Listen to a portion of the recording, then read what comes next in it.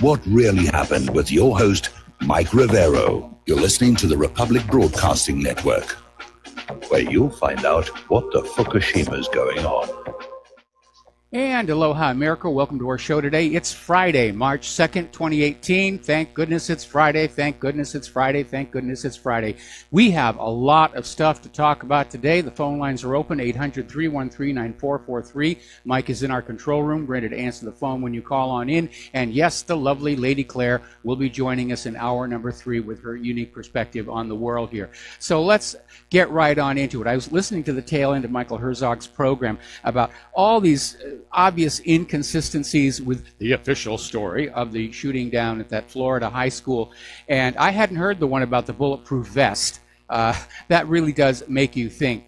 Unfortunately, there's been another shooting, this one up at Central Michigan University. It's not technically a school shooting. It's a shooting sort of on school grounds, specifically the dormitory. And apparently there was this shooter, James Eric Davis Jr., who basically shot and killed his parents. They apparently showed up at the dormitories to pick him up because spring break officially begins on Monday, and he just hauled off and shot them. Now, apparently this was triggered by something that happened last night, which they're being very sort of vague about, some kind of a drug incident that resulted in this kid having to go to the hospital. But he was released this morning and declared to be okay, and obviously he was not. And so it's not getting a lot of play because the obvious link to pharmaceuticals is too large to ignore, and the shooter himself is black. And of course, as you know, the gun grabbers like to pretend that the real danger to America is from those white guys, all those white guys out there. Okay, so, and again, a lot of reports are now saying a bad reaction to drugs, but they won't say what kind of drugs. That's the issue there.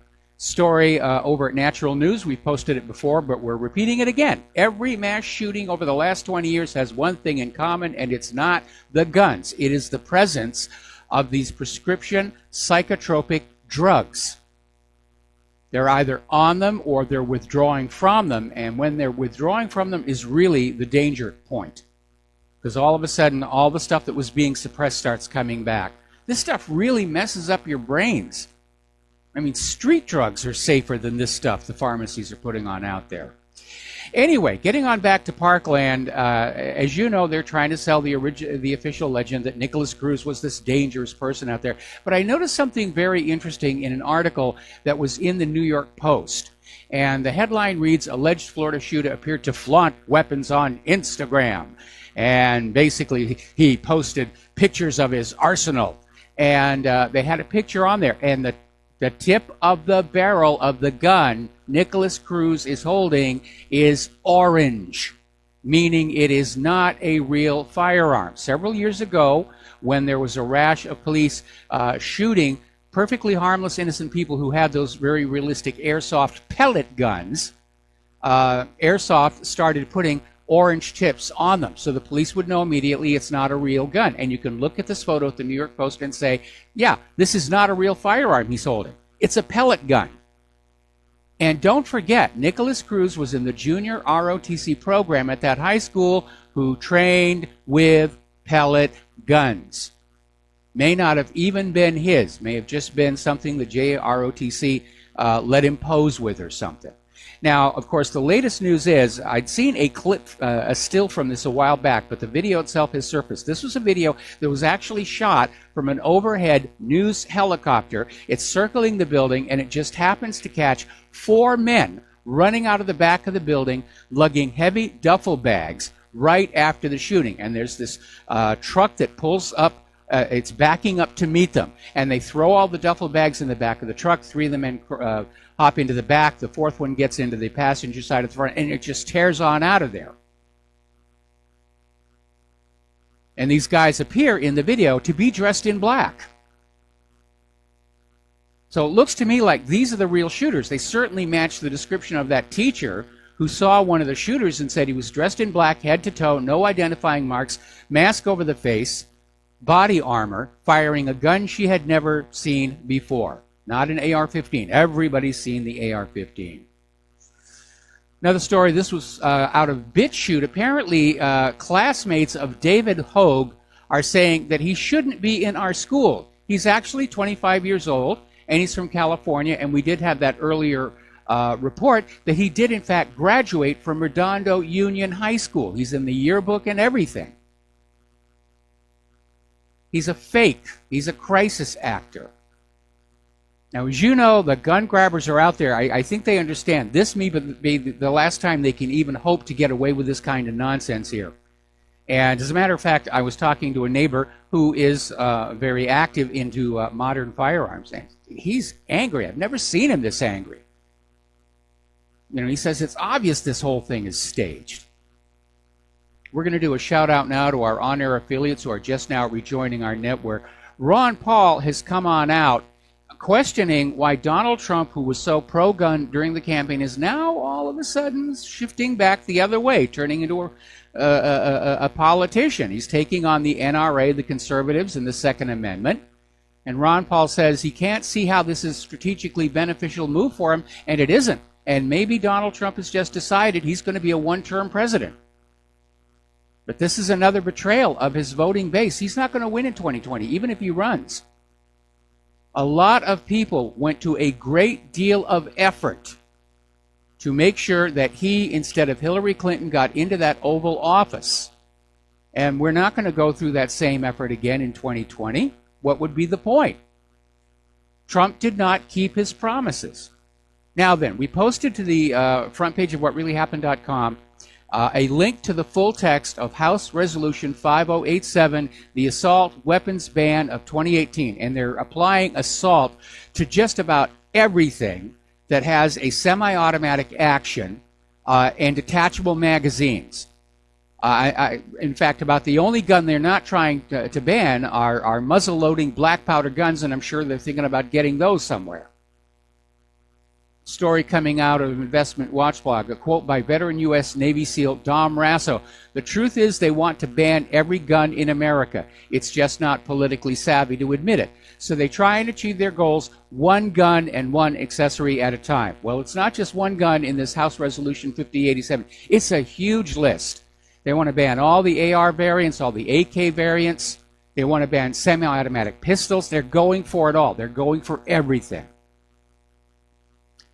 Now, going on back to the last staged media event to try and ban bump stocks, apparently the Nevada High Court has ended the media ban on the autopsies of the Vegas shooting victims. Unfortunately, because the autopsies have been anonymized, there's really not much to be learned from them. And apparently, the whole legal impasse comes down to the coroner findings about just one victim who's an off-duty police officer. Apparently something about his autopsy had to be kept secret. And there's been a big legal fight. There was a state court judge in Las Vegas that ordered the media not to report on this one off-duty police officer. And it's just been going back and forth. And this kind of stuff tells you right there, there's something being covered up. Because if the shooting was exactly as presented, Stephen Paddock went postal and shot a bunch of people from the Mandalay Bay, there would be no reason to obfuscate the autopsies or cover up the autopsy of an off-duty police officer. All the evidence would fit. All of it would make sense. There'd be no reason not to hide any of it. And yet the fight continues to go on. Now, getting into our domestic politics here, Robert Mueller is eyeing charges against the Russians who stole and spread the Democrats' emails. By golly, he's going to go after those Ruskies who hacked into the DNC email server. What Mueller's trying to do is salvage his failed investigation by indicting people he cannot extradite. So he's generating more Russia-bashing headlines while avoiding the possibility of an actual trial and exposure down the road. Now, to recap, there is no evidence the DNC was hacked by anybody. The claim that the Democratic National Committee emails were hacked by the Russians came from CrowdStrike, a security firm hired by the Democratic National Committee. And later on, they withdrew their claim about Russian hackers after other computer security experts questioned their methodology. So there's zero evidence to support the claim of Russian hacking. Now, an analysis of the metadata on the files showed that the files were copied far too quickly to have been copied over the internet by anybody. They were copied to a high-speed flash drive and walked out of the DNC, with Seth Rich being identified as the probable leaker. And according to Ed Butowski, Seth Rich's father confirmed that Seth Rich was the WikiLeaks leaker. So that's where that's going on. And of course, Seth Rich was silenced. And speaking of silence, I want to do a little flashback to 2008. Mike Connell was the computer mastermind behind the numerous election frauds run by Karl Rove, was in court ordered to testify before a judge about what he knew about election fraud in the 2008 election. A few days later, he died in a plane crash. Oh my goodness, he should have been smart enough to know not to get on those things. So, we really do have a criminal government. They're operating like the mafia. You know, you do what we say, we're going to put a horse's head in your bed or something. We'll put the horse's rear end. We ran out of the heads. We got to economize here. Article coming out of Zero Hedge. Russiagate is revealing some alarming truths about America's political and media elites. And this is one in a long series of articles from multiple sources saying that this fixation with Russia has reached the stage of a mental illness. It's obsessive, compulsive, paranoid behavior. And there's nothing to back it up. It's just, we want to hate Russia just because we want to hate Russia. One of the big talking points that we get from all these Russiagate people out there is saying, well, it's just the Soviet Union in a different wrapper. Putin has brought back the Soviet Union. No, he hasn't. First and most important, the Soviet Union was a dogmatically atheist nation. And Putin is a Russian Orthodox Christian. And Russia today is a Christian country. Putin has a personal confessor. Second is the economic difference. The Soviet Union, faithful to its core beliefs, took ownership of the means of production and forcibly collectivized many of the farms. The Soviet Union did not believe in market forces at all. In fact, for much of its history, its professional economists were completely ignorant of how Western economics worked. And today, the Russian economy is tending more toward capitalism, probably more so than ours, which is trending down toward fascism. Third, the Soviet Union was a totally despotic tyranny. And today, Russia certainly is moving toward more and more democracy. They have their legal problems, their political problems with their oligarchs and the corrupt, same as we do. But no, the new Russian republics are not the Soviet Union. So don't fall for that one. Now, here's an interesting little story. There's been a new aspect surface regarding Hillary's Uranium One deal. Now, of course, you all know the core issue, that Hillary Clinton worked very hard to grease the rails for Russia to acquire mining rights to 20% of the United States uranium, and millions of dollars poured into the Clinton Foundation. So far, so good. Here's the part that's just come on out. In mid-2011, with the Uranium One deal completed the previous October, all of a sudden the EPA starts shutting down other parts of the nation where uranium can be mined, such as north of the Grand Canyon, for environmental reasons. Right now, between the EPA shutdowns and the Russian acquisition of that uranium, the United States is having to import 90% of the uranium it needs for power stations and nuclear weapons development. And there's a strong circumstantial case that this was done to sweeten the Uranium One deal for the Russians. We're going to let you mine the uranium and sell it back to us, and we'll guarantee the marketplace by shutting down more of the domestic supplies of uranium. And remember, now, this happened before with the Grand Staircase Escalante Monument. President Bill Clinton declared large chunk of Utah, the Grand Staircase Escalante Monument, which included Utah's deposits of low sulfur coal. And once those were locked away from the American people and American companies, they had to start importing low sulfur coal from over in Asia from people who just happened to be really good friends with Bill and Hillary Clinton. So you see how this is all working? It's monumental amounts of corruption. Now, Tucker Carlson is out there pointing out that FBI Deputy Director Andrew McCabe, Peter Strzok, and Page knew about the Clinton emails on the Wiener laptop 1 month before they mentioned it to James Comey. Now, Tom Fitton over at Judicial Watch is saying that they want to find out why the FBI waited weeks to act on that laptop. Well, because Hillary was running for president, and they didn't want to have yet another scandal erupt. She was the anointed one. It was her turn. No matter what she and Bill had done in the past, it was her turn to be president here. Now, as you know, the FBI is stonewalling on releasing the information it has about that secret Comey-Obama meeting.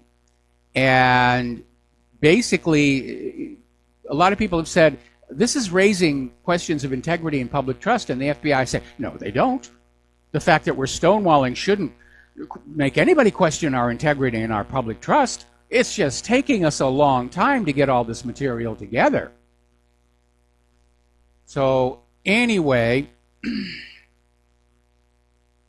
the DCNF under the Freedom of Information Act requested records of all meetings between Comey and Obama, and this was, by the way, after Obama had left office and was no longer in any kind of a government position, and James Comey was having these secret meetings with him. So obviously, yeah, we'd like to know what's going on there. And the FBI is stalling. He's still trying to pretend that they're honest and integrity. They've got integrity, and they're the good guys. We're the good guys. Those other people, those are the bad guys here. Now, as you know, there was a report yesterday on NBC, the National Broadcasting Castration, and the report was Trump was considering letting McMaster leave. And Trump is saying, no, that's not true. That's just more fake news, trying to keep everything confused by the corporate media here.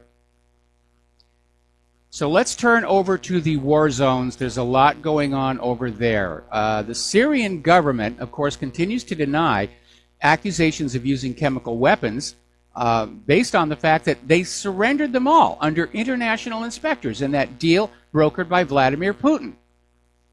Now, according to SANA, terrorist groups in Syria's eastern Ghouta are preparing to stage an attack with the use of chemical weapons and then blame it on the Syrian Arab army.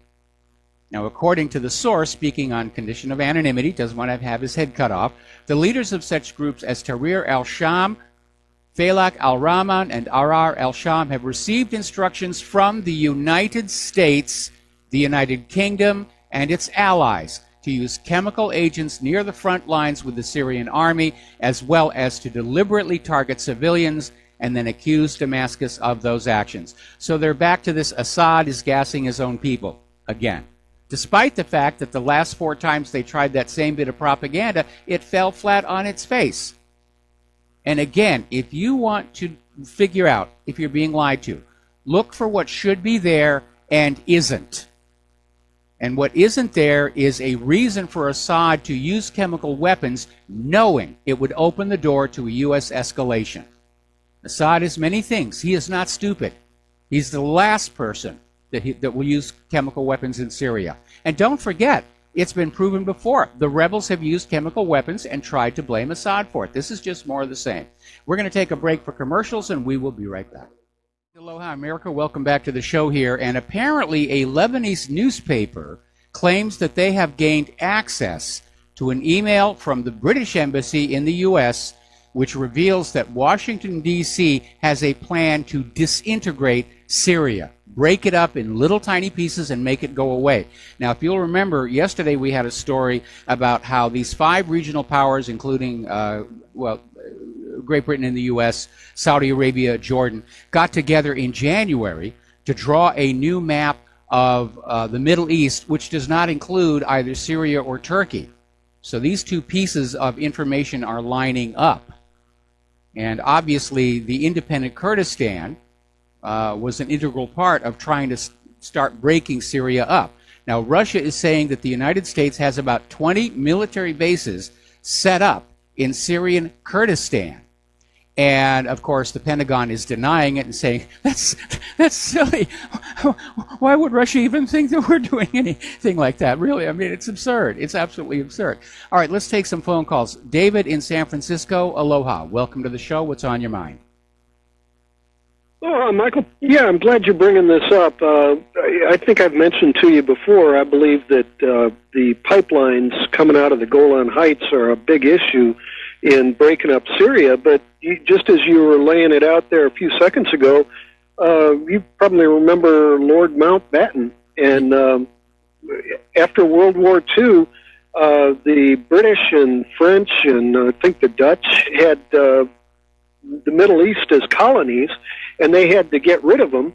So they drew the lines of the very nations that are there today, and they did it in such a way that they guaranteed that there'd be war there.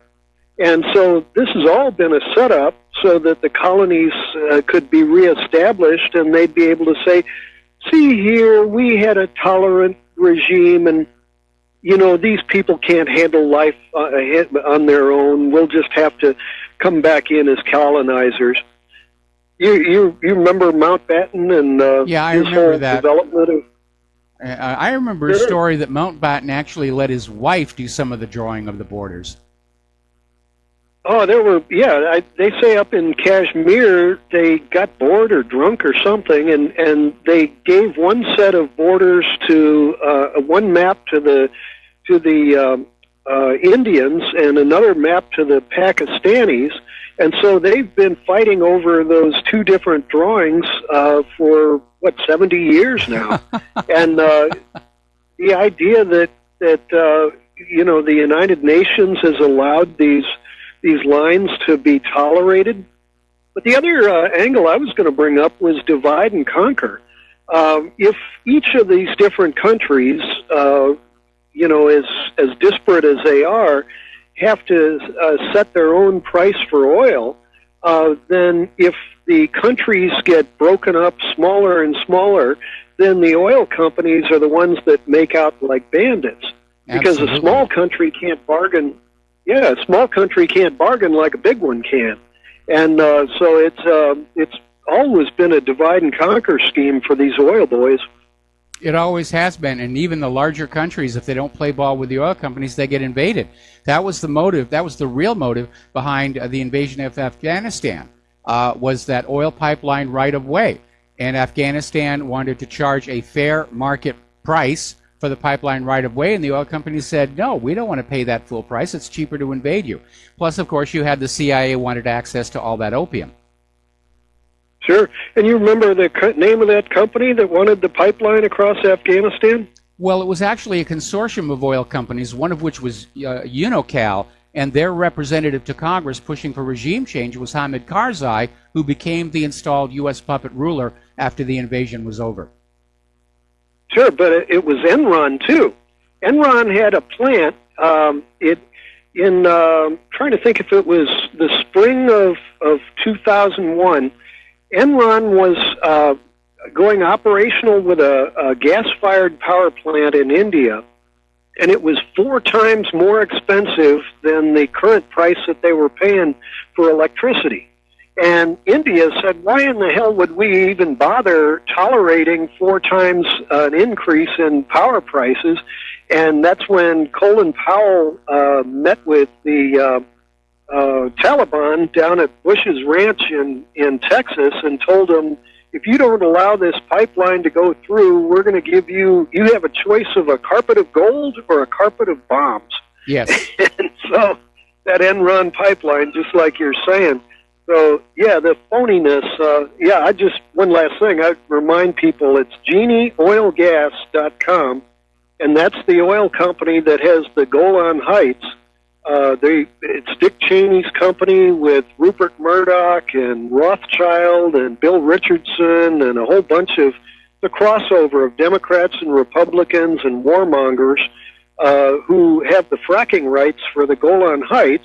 And their business plan, Genie Oil Gas, look it up in Wall Street Journal and whatnot. Yeah, they want to put a pipeline. They're all dealing in across Syria. stolen merchandise. They're acting as fences for stolen merchandise because Israel doesn't own that oil and gas. Syria does.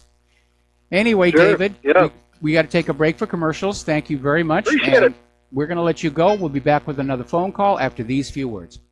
And aloha, America. Welcome back to the show here. And before we get to the next phone call, there's a breaking story just coming on in. Apparently, according to Catherine Herridge, Devin Nunes has asked Attorney General Jeff Sessions to open a criminal probe into the FBI's behavior regarding the FISA application based on unverified information. It looks like the FBI may have violated criminal statutes as well as its own supposed internal guidelines by using unverified information. So apparently Nunes is starting to put information on Sessions to launch this criminal probe, and I'm sure that Sessions is going to get up there and say, yes, we'll take a really good look at it, and I promise we'll look at it really closely. I'm sorry, did I drift off again? Okay, let's take another phone call. Dustin in New Jersey, aloha. Welcome to the show. What's on your mind? Yeah, Jeff Sessions is not going to do crap. Nope. Everybody knows it. Nope. Mike, it's already March. Nothing's happening. Nothing's being fixed. Absolutely nothing. I mean, I voted for Trump, but where's all the original people he should have brought in? Hope Hicks left, the former teen Ralph Lauren model who carries a $1,800 Louis Vuitton bag around. Hillary Clinton carries around a $2,500. Look, folks, these people are living in a bubble. They're an oligarchy. They don't care about us. No, they don't. They don't care about us. No, to them, we're just cattle. We're human capital. We're livestock. We're the herd. We're the proletariat. We're the great unwashed. They see themselves as a separate species, and that's not a new attitude. Andrew Carnegie openly proclaimed that the super rich were actually a different species of human beings and had no obligations to the other species, was very, very elitist. It's almost like H.G. Wells predicted in The Time Machine, the splitting of the race into the Morlocks and the Eloi. And it does seem to be happening. But you're right. They're oblivious to how their behavior harms other people around them. And I'm disappointed in Trump. For your listeners, we are the Eloi. Unfortunately, yes. And it's one of the reasons I lost weight. I'm going to be less appetizing to the Morlocks if I nothing but skin and bones. I'm very disappointed in Trump, and I've said it many times before. Trump's biggest mistake coming into the White House was wanting to be magnanimous in defeat and keep all these Obama holdovers in his naive assumption that because he was now the boss and effectively signing the paychecks, that the staff would be loyal to him, which is how it works usually in the world of business, but that's not the way real politics inside the Beltway works. And he should have known it, and his advisors failed him by not saying, you need to just clean it all out and bring your own people in, people from outside the Beltway, people not tangled up with all this drug money corruption coming out of the CIA and the Clinton Foundation. But there's a report now, Hope Hicks is going to sign a $10 million book deal. These people don't go to Washington to help you. They go to Washington to make money. Yes. And screw the American people. And screw the world. And it's not just here, Mike. It's the UK and France and Germany. It's all over the world. It's just this oligarchy. And, Mike, the morale. Trump crushed me, Mike. I'm a Democrat. I voted for Trump because, this is all we got left was Trump and Hillary. Yes. What's there left, Mike? What's there that's left that's going to give us hope now? No, I mean, the whole system is falling apart. We're seeing exactly the same degree of corruption and factionalization that we saw in the former Soviet Union just before it fell apart.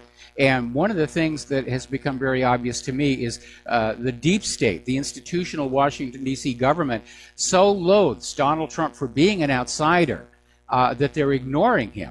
And that's why our domestic and foreign policy is so badly fragmented. Nobody is there to set a consistent policy anywhere. Everybody's just going on off and doing what they think is best or what their particular sponsors want them to do. Yeah, do you think there's going to be an infrastructure bill? I don't think so. I just don't. I don't think the wall's going to be really built. I don't think there's going to be infrastructure bill. I just even think what they're it's a talking joke. about, the amount of money that they're talking about putting into the infrastructure, it's a drop in the bucket. That is how badly our nation has been allowed to decay. Everything is focused on the war. And at some point, I'm sure we're going to, the next time there's a major escalation, the government's going to say, look, we're going to have to defer maintenance on the roads and the bridges and the rails just a little bit longer, and we're going to have to cut Medicare just a little bit more, and we're going to have to raise taxes just a little bit more because there's a war on. There's a war, and you've got to stand with the government when we're off to war. And because that's what happened back in 1907 and 1929. But it's a very different American people right now. And I think the U.S. government as a whole is not only self-absorbed and sociopathic, I think they're very much out of touch with what's really going on in the minds of the American people. And what really scares me, Mike, is the trade war. Because, currency war, trade war, world war, we can't win a trade war. We don't really make anything. You're going up against a global trading cabal now, and I agree with Trump. We need to bring factory jobs, but this just scares me because, these things tend to get out of control, and I think George Bush tried to do a trade war back in 2000, whatever, 2? Yes, he did. Whatever, It didn't work out very well. It pretty much, it flopped. We can't win. We're not the engine of growth anymore, people. 85% manufacturing is from China. They are the engine of growth. I know people don't want to accept that, but that's the fact. We won't win a trade war. We won't. No, we won't. It's just another excuse to make stink face at Russia and China, to build the case for a war, because the U.S. government sees itself as dominating the world. Remember, we talked about that general was testifying before Congress and said that Russia is interfering with the United States domination of the world. And I just want to mention remember all those Amtrak accidents? We got rotting rails. Yes. Basically infrastructure in this country. But China's got the high-speed rails, 11,000-mile kilometer rail lines, and, they're building stuff, people. They're building they stuff are. in Nigeria. Those bullet trains are amazing. But they're in Africa building stuff, and all we're doing is setting up bases. We're not, win them. You win them with candy, not bombs. And Well, we don't have I any think candy. Yeah, that's a shame, Mike. All right, thanks, Mike. Have a good show. All right, thanks an awful lot. We're going to switch over here to Robert in London. Aloha, Robert. Welcome to the show. What's on your mind? Yes, hello. What's on my mind? Yes, the Anglo-Saxons. Can you speak a little bit louder because we've got a bad connection? Did we just lose him? I think, okay, I lost it. I was right. It was a bad connection. Okay, getting on back here to the news. Now, this is an interesting development. The Iraq parliament is now demanding a timeline for the withdrawal of the United States forces and their allies. They want to say, look, there's no more war here. ISIS and Al-Qaeda are gone. You need to leave. And this may have been in response to the declaration by the United States a few days ago that they intend to remain in Iraq and Syria indefinitely. They're going to garrison them, like the ancient Roman Empire. And the Iraqis want the Americans gone. Yankee, go home. So do the Syrians. So this is going to lead to another. What is the U.S. going to do? Claim that the new government of Iraq has weapons of mass destruction? Now, over in Israel, they're already talking about the upcoming war with Lebanon, and apparently Major General Yaakov Barak is out there saying that a major goal of the next war on Lebanon will be to kill Syed Hassan Nasrallah, the head of Lebanon's Hezbollah resistance movement. So they're personalizing the war. They're going to go on in, they're going to get him. Now, there's a video that came on out. The video is actually from 2016, but what's really interesting is the former head of Mossad is asked about Israel's medical aid to the terrorists in Syria, and he says it's perfectly okay for Israel to offer medical aid to Al-Qaeda because, to the best of my recollection, they have not attacked Israel, which a lot of people have gone to pains to point on out. Al-Qaeda is attacking everybody but Israel. They've got to be buddy-buddy, at which point Israel stands up and says, "You anti-Semite, how dare you even say that?"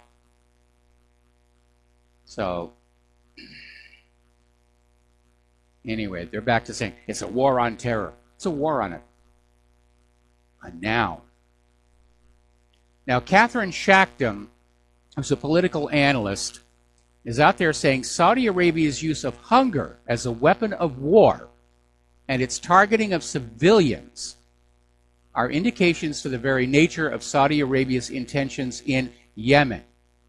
And basically saying that Saudi Arabia is following along the same methods as the Nazis did, targeting of civilians and mass starvation. Now, over at Press TV, they have an article quoting a Yemen rights group saying that the United Nations is an utter and abject failure regarding Yemen. And many other poor countries are concerned it has become more or less dominated by the Security Council, and the Security Council is dominated by 3 prominent members who bully everybody else politically and diplomatically. This is Human Rights for Yemen Director Kim Sharif. And it does seem to be that way. Certainly the United Nations is unable to rein in its rogue children, the United States and Israel. All right, let's take another phone call here. Don in the Philippines, aloha. Welcome to the show. What's on your mind? Hello, Mike. Yes, you're talking about Donald Trump. Looks like he's going to concede, make a small concession on gun control. I think he said something about do away with the, what do they call those things that make it act like it's a automatic weapon? The bump yeah, stock? He's already signed an executive order banning the bump stocks. And it's... Yeah, well, you know, that thing is, yeah. that's a minor concession. Nobody uses that anyway. That's true. So what Trump is doing, every president does the same thing. I think they call it triangulation. They go, once they're going to run for re-election, they go against their base, and they're trying to head towards the middle, and somehow, because the base has nowhere else to go. Who else am I going to vote for? Am I going to go vote for the Democratic candidate? No. So the other thing, you might lose some of his voters just stay home, but they won't. They're still going to vote for Trump, most of them. So that's what they do. I think they call that triangulation, don't they? Well, they do. I mean, Trump appears to be moving centrist and trying to appease everybody, and he may think that that's going to help him in 2020. But unless he comes down hard on that election fraud issue, it's not going to work. What's really interesting are the developments coming out of the California Democratic Party. And my instincts are telling me they're getting ready to float somebody for 2020 who's a Democrat from California. And that's why the Democratic Party in California, they refused to endorse Dianne Feinstein. They're opposed to laws that punish boycotting Israel. So there's something going on dynamically within the leadership of the California Democratic Party. Yeah, I don't know what's going to happen in the election, but your caller, Dustin, was talking about the high-speed trains. I remember when Trump unveiled, when he first got elected, I think he was talking about this is going to be our infrastructure plan. And he said, why can't we have high-speed trains? We need at least 1 or 2 high-speed trains in America because look at China. We're falling behind the rest of the world and everything. And this was a couple of years ago when he first got elected. Maybe when he first won the election or something. Yeah, but unfortunately, the United States doesn't know how to build this stuff anymore. We've got this light rail project here in Hawaii. It's billions over budget, years behind schedule. They've already had to replace major sections of the tracks because of engineering failings. They've had to replace the cars because of engineering failings. I understand the similar system they're trying to build up in California is having the same kind of problems. The people who actually know how to make these things have already been lured away to other countries to build things for them. We turned our back on manufacturing 30 years ago. Do you think those manufacturing experts just sat around hoping for a better day? No, they left for greener pastures. And our schools today are not producing people who can actually make this stuff work. Yeah, we're going straight down the drain, Mike. Okay, I'll let you go now. Thanks. All right, thanks an awful lot. Yeah, we are going straight down the drain. And all the politicians can think of doing is grabbing what they can on their way out the door. It's amazing. Okay, the Marine Corps is now shifting its training to cold weather fights against the potential of having to fight against Russia or North Korea. They're pulling back on this desert training because we're running out of wars down there. And they're going to start training for cold weather, which is actually a much harsher environment than the desert. I know most people wouldn't think that, but most people's experience of snow and ice is a trip to the local ski resort and then back to the ski lodge for a hot chocolate and a sit by the fire. Actually having to live out there in the winter conditions constantly, that is very, very difficult. And you need a lot of calories to keep yourself warm. You need a lot of fats to keep yourself warm. And I've mentioned before that margarine was actually a wartime food that was created to satisfy the civilian market because all the real butter had to be sent to the troops in Europe to get them through the winters. Now, the Pentagon is predicting that if we go to war against North Korea, there'll be 10,000 U.S. military casualties in the early days.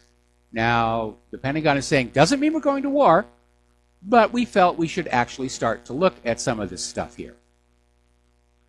And yeah, if you look at the losses during the start of the Korean War, back in the 1950s, they were fearsome on both sides. It wasn't like, get into a jungle war in Asia. Every time we do, it's a disaster. That's what happened in Vietnam. That's why we were not able to prevail in North Korea. It's a tough environment.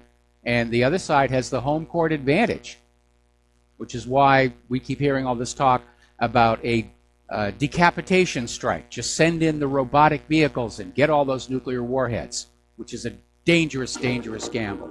We'll be right back after these words from our sponsors. Aloha, America. Welcome back to our show here. We've got a caller on the line. Mike in Chicago, aloha. Welcome to the show. What's on your mind? Yeah, aloha, Mike. Okay. There was a mystic name. Her name was kind of strange. Baba Vanga, B-A-B-A-B-O-N-G-A, from Bulgaria, of all places. And supposedly she became blind. I don't know the whole story about it. I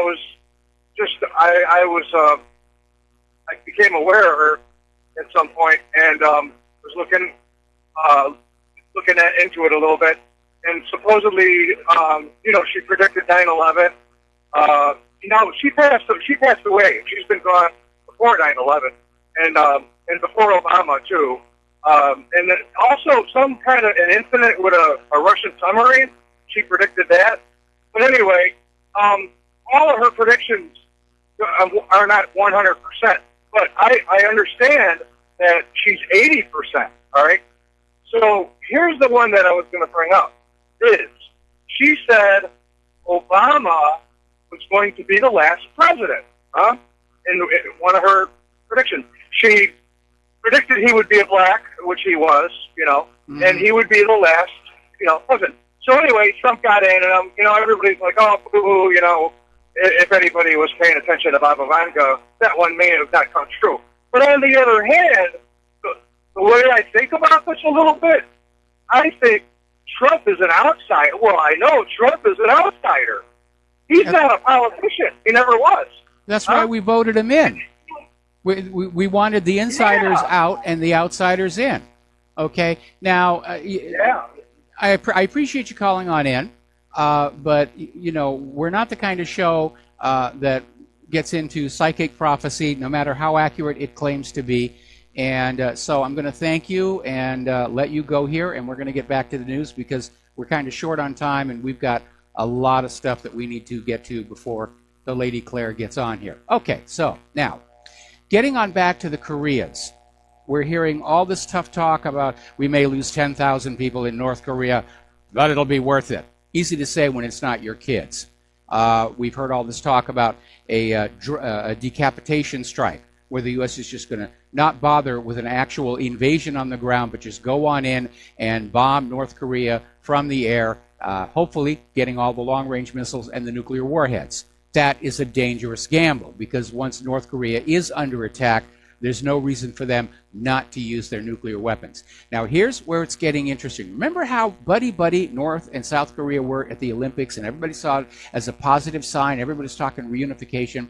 President Moon Jae-in of South Korea has informed President Trump that he's sending a special envoy to North Korea, ostensibly as part of his effort to broker talks between the United States and the North on ending the nuclear weapons program. Maybe, maybe not. Maybe they're going up there to make the reunification a done deal, at which point the U.S. has no justification to go into North Korea any longer. We'll be back after station identification. Aloha, America. Welcome back to our show, hour number 2. The phone lines are open, 800-313-9443. And we're almost seeing a replay of 2002 in the corporate media. Remember back in 2002, the corporate media, led by the New York Slimes, came on out there and declared that these aluminum tubes being sent to Iraq could only be used for making nuclear weapons. Well, in point of fact, the aluminum tubes were for medium-range rockets that Iraq was allowed to have.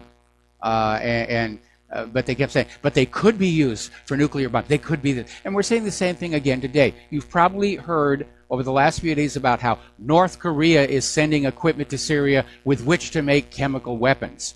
Oh, horrible, horrible North Korea, horrible Syria. And then you find out what they're actually talking about, and it's things like valves and thermometers and acid-resistant tiling. But the fact of the matter is, these are materials that could be used for many applications. Medical facilities, the production of candy, all kinds of civilian purposes. And the attitude of the corporate media is, well, they could be used for weapons of mass destruction, therefore that's what they must be.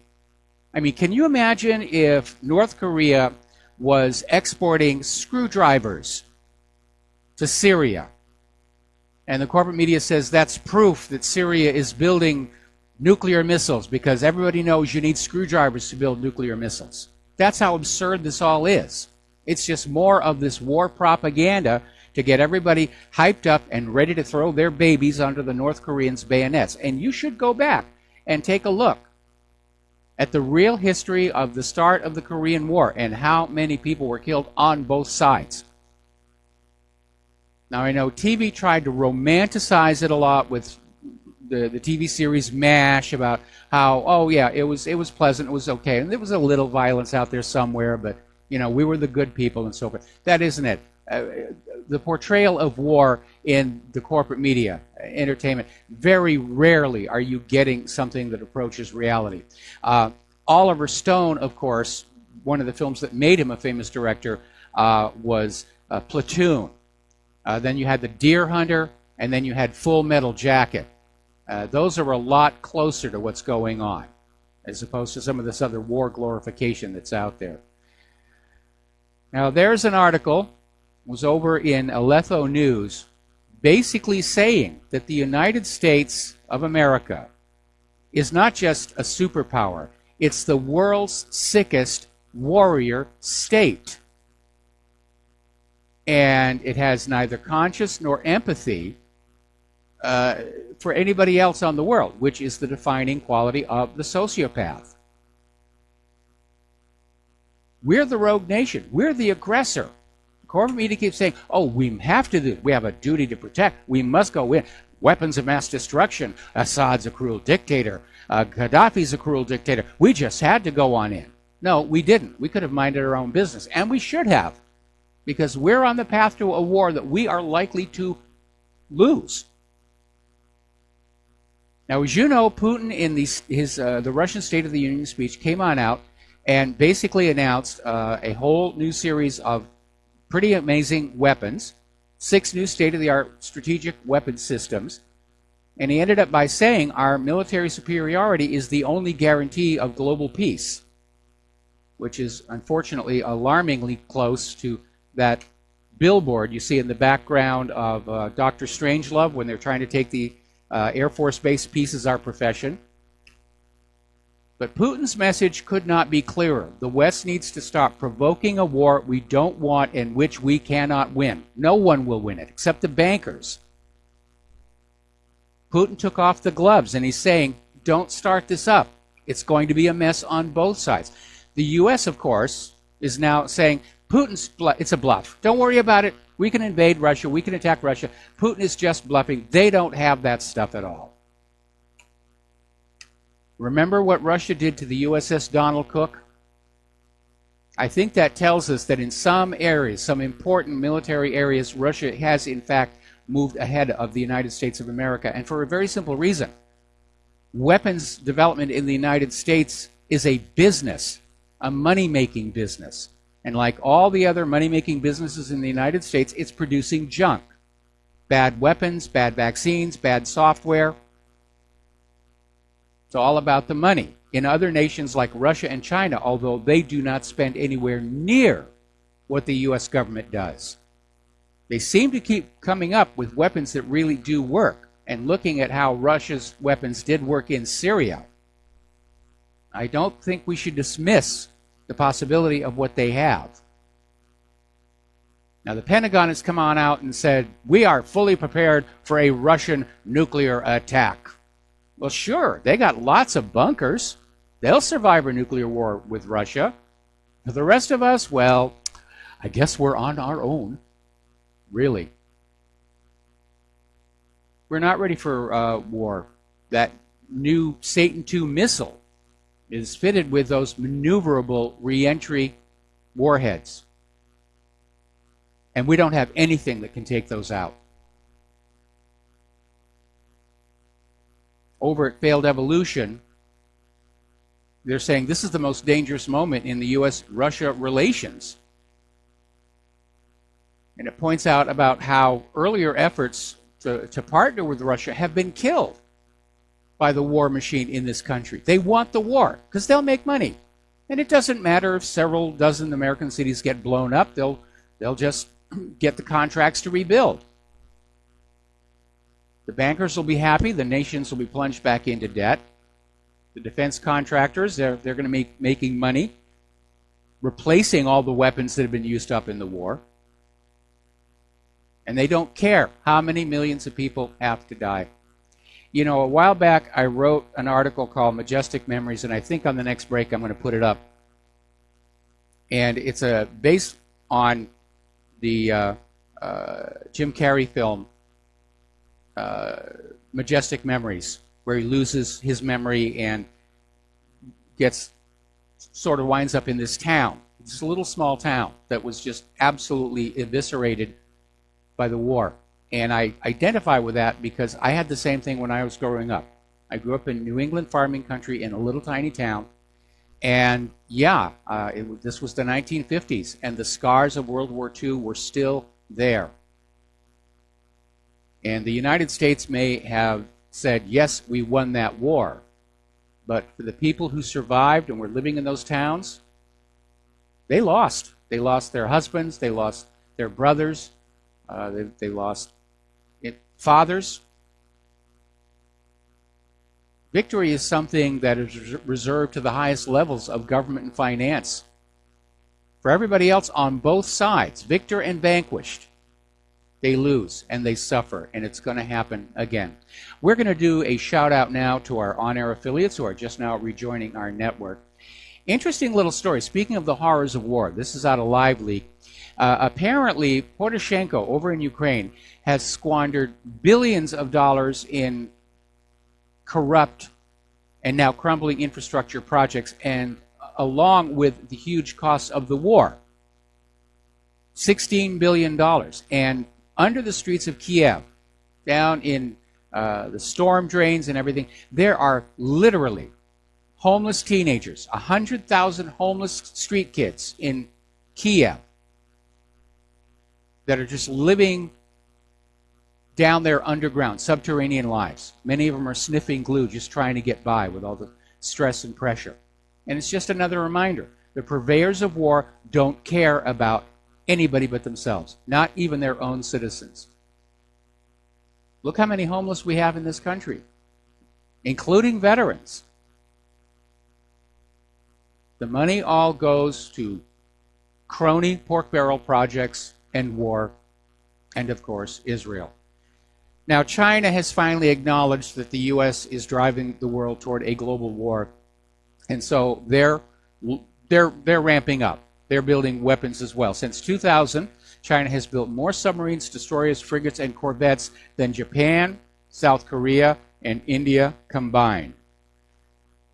And to put this into perspective, the total tonnage of new warships and auxiliaries launched by China in the last 4 years alone is significantly greater than the total tonnage of the French Navy. China is going to be a major Pacific Ocean power. So I'd better get on back to those Chinese language CDs, I think. Meanwhile, China is warning of heck if Trump signs the Taiwan bill. And basically, Chinese state media have warned that China may go to war if Donald Trump signs into law a bill that seeks to improve ties between the United States and Taiwan, a self-ruled island that Beijing considers subject to its sovereignty. This has been going on for a very, very long time. Now, the U.S. Senate unanimously passed the bill, the Taiwan Travel Act, on Wednesday. The proposed legislation would allow high-level Taiwanese officials to enter America under respectful conditions to meet with U.S. officials, and American officials from all levels would be allowed to travel to Taiwan to meet their counterparts there. Now, China, which expects countries to adhere to the One China policy, has expressed dissatisfaction with the bill. So again, Trump is provoking China, along with sailing the big argument over the islands in the South China Sea. This is a clear provocation. I'm starting to think the economy is not going to hold together for more than another few weeks, looking at how hard the U.S. government is trying to get a major war with a major power going. Russia, China, they almost don't care. They'll go to war with Liechtenstein if it'll get them off the hook for the economy. And we really shouldn't be thinking about going to war. We already know about all these very expensive and not very good weapon systems here built by the U.S.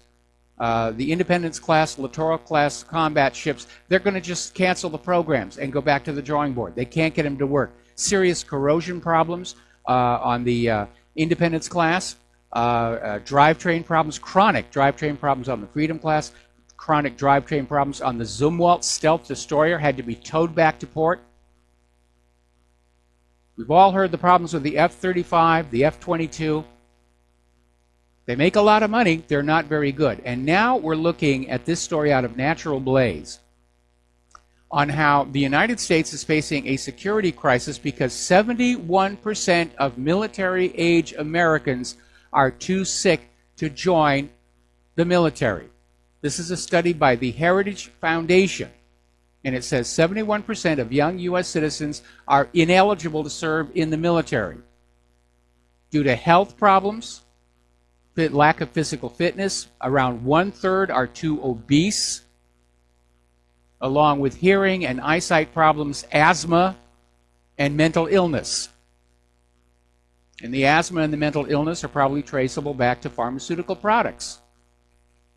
Those pharmaceutical products have literally poisoned our Army, or poisoned the kids who might be the Army.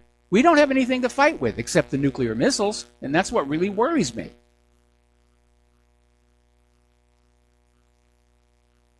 All right, let's talk about the economy a little bit. As you know, there was another up and down on the stock market today. It ended up close to break even, but earlier in the day it was down 300 points. People are spooked. Plunge Protection Team is still doing everything they can to keep it propped on up. Fingers are being pointed all over the place. A lot of them are pointing at Trump's trade war, the tariff announcement on steel and aluminum. Other fingers are pointing at the Federal Reserve, which has already announced interest rate increases for the coming year and the start of quantitative tightening, which is going to dry up the money supply. America's economy is in bad shape, and the stock market is hugely leveraged, along with being overvalued.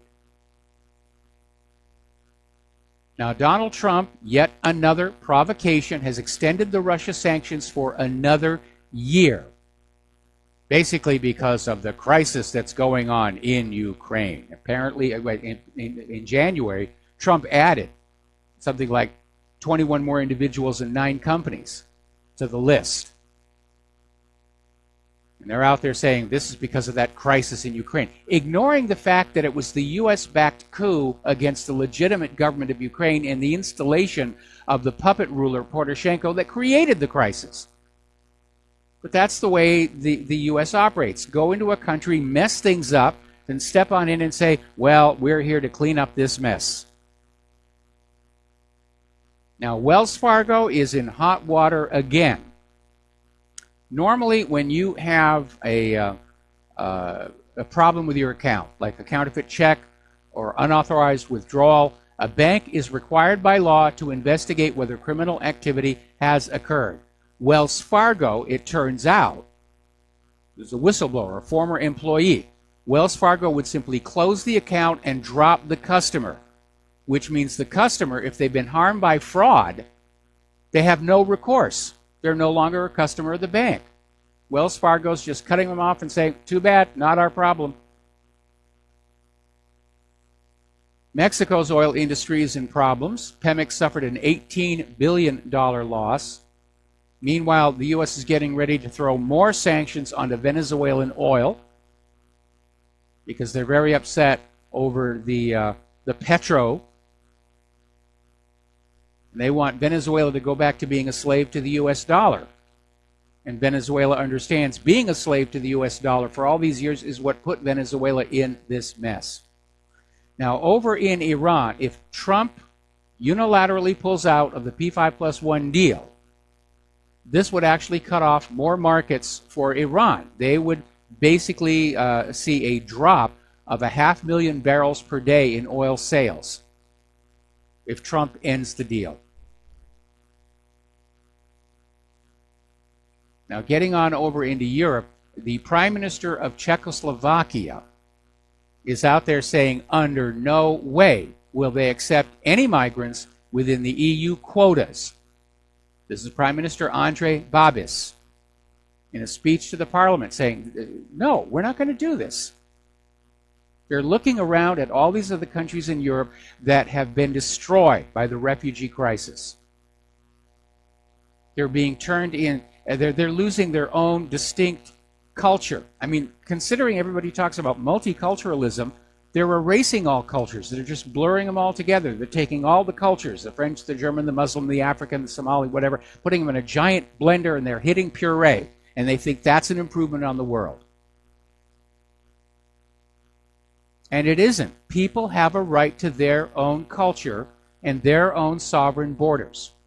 And you have people like George Soros, who's got more money than common sense out there, playing God with the rest of us. Nobody elected him to go on out and reshape the globe to suit his own imagination, his own fantasy. Now, House Minority Leader Nancy Pelosi, you're not going to believe this one. She's attacking Trump over the arrests of what she describes as law-abiding illegal aliens. And she issued this statement saying, yet again, the White House has reached into our communities to indiscriminately detain scores of hardworking, law-abiding immigrants. Now, Pelosi has already admitted that she's aware half of those arrested have criminal records. And they're all in the U.S. illegally. They're not law-abiding. The instant they set foot across that border, they are not abiding by the law. But Pelosi needs them to vote Democratic. They're literally giving away our country that we the people built, generation after generation. They're bartering it away to get a few votes to stay in power. Okay, we're going to start with a phone call. I'm going to have to take you through the commercial break. James in Ohio, aloha. What's on your mind? Hi, I wanted to remind people that the idea of taking displaced populations and putting them into an area that was already populated is a Stalinist tactic for social engineering. He would move the residents of an entire town that had a different culture and history into a new town that was already populated, and the two cultures would destroy each other, and the state would fill that void that culture previously filled as an agent of social cohesion. Yeah, you're absolutely right. It's a very communist thing to do, and that's what they're doing to Europe, and that's what they're trying to do to the United States. Anyway, James, do you have anything more? Yeah, I want to thank you for being polite to people you disagree with. All right, well, thank you very much. We're going to let you go. We got to take a break for commercials. We'll be right back. And aloha, America. Welcome back to the show here. And again, if you want to help Republic Broadcasting stay on the air, if you want to keep on finding out what's going on behind the facade, the matrix of the corporate media, now's the time to send in whatever you can. And the postal address to send a check or money order, or if you prefer to stay anonymous, you can even send cash. It's Republic Broadcasting Network, 2251 Double Creek Drive, number 302, Round Rock, Texas, 78664. If you wish to become a recurring subscriber, the phone number is 800-724-2719, extension 03. We're coming on down to the wire here. I'm sure you feel it as much as I do. We're on the cusp of a major global war. And the only thing that's going to stop it is if the American people find out that it's just another big banker money-making scam. It's not for glory. It's not for the deities. It's not for justice or honor. All wars are about acquisition of wealth, whether it's land, trade routes, resources. That's what war is all about. By the way, over the break, I did post Majestic Memories, and I also put up Mark Twain's The War Prayer, which is one of the most powerful anti-war statements ever made. And the interesting story about that is Mark Twain wrote it very late in life, and he entrusted it to his friends, and he said, that cannot be published until after I'm dead and gone, because I've told the truth in that, and in this world, only the dead people can tell the truth. And so it was published posthumously. It's even actually been made into a small series of short films. A lot of people do it as readers' theater. It's a very powerful piece here. Now, I'm looking at that storm that is just pounding New England, and I've been trading emails and texts with my family members back there, and they're saying it really is bad. A lot of wind, a lot of snow coming on in, a lot of snow out there in the Pacific Northwest. I'm waiting for the PC people to stand up and say, you know, all that snow is racist. It's white. We can't have white snow. We need colored snow. Over at 12160.info, they have this very bizarre story. Apparently, 2 professors at San Diego State University have decided that people who want to buy fresh, organic food from local farmers are being racist. And these 2 professors, Pascal Wassart Marcelli and Fernando J. Bosco, who are geography teachers, are trying to connect whiteness to farmers' markets, basically saying that farmers' markets are an example of an environmental improvement that leads to gentrification. And farmers' markets are exclusionary because of the fact that some people who live in the area may not be, may not be able to afford the food, and feel excluded by these new spaces. This is pure communist socialistic thinking.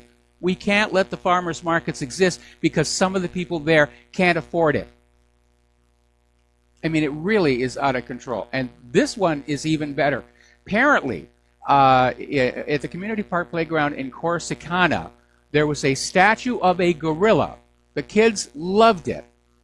And the city basically took it down because somebody came in and said the gorilla was racially insensitive. And there was a huge public outcry.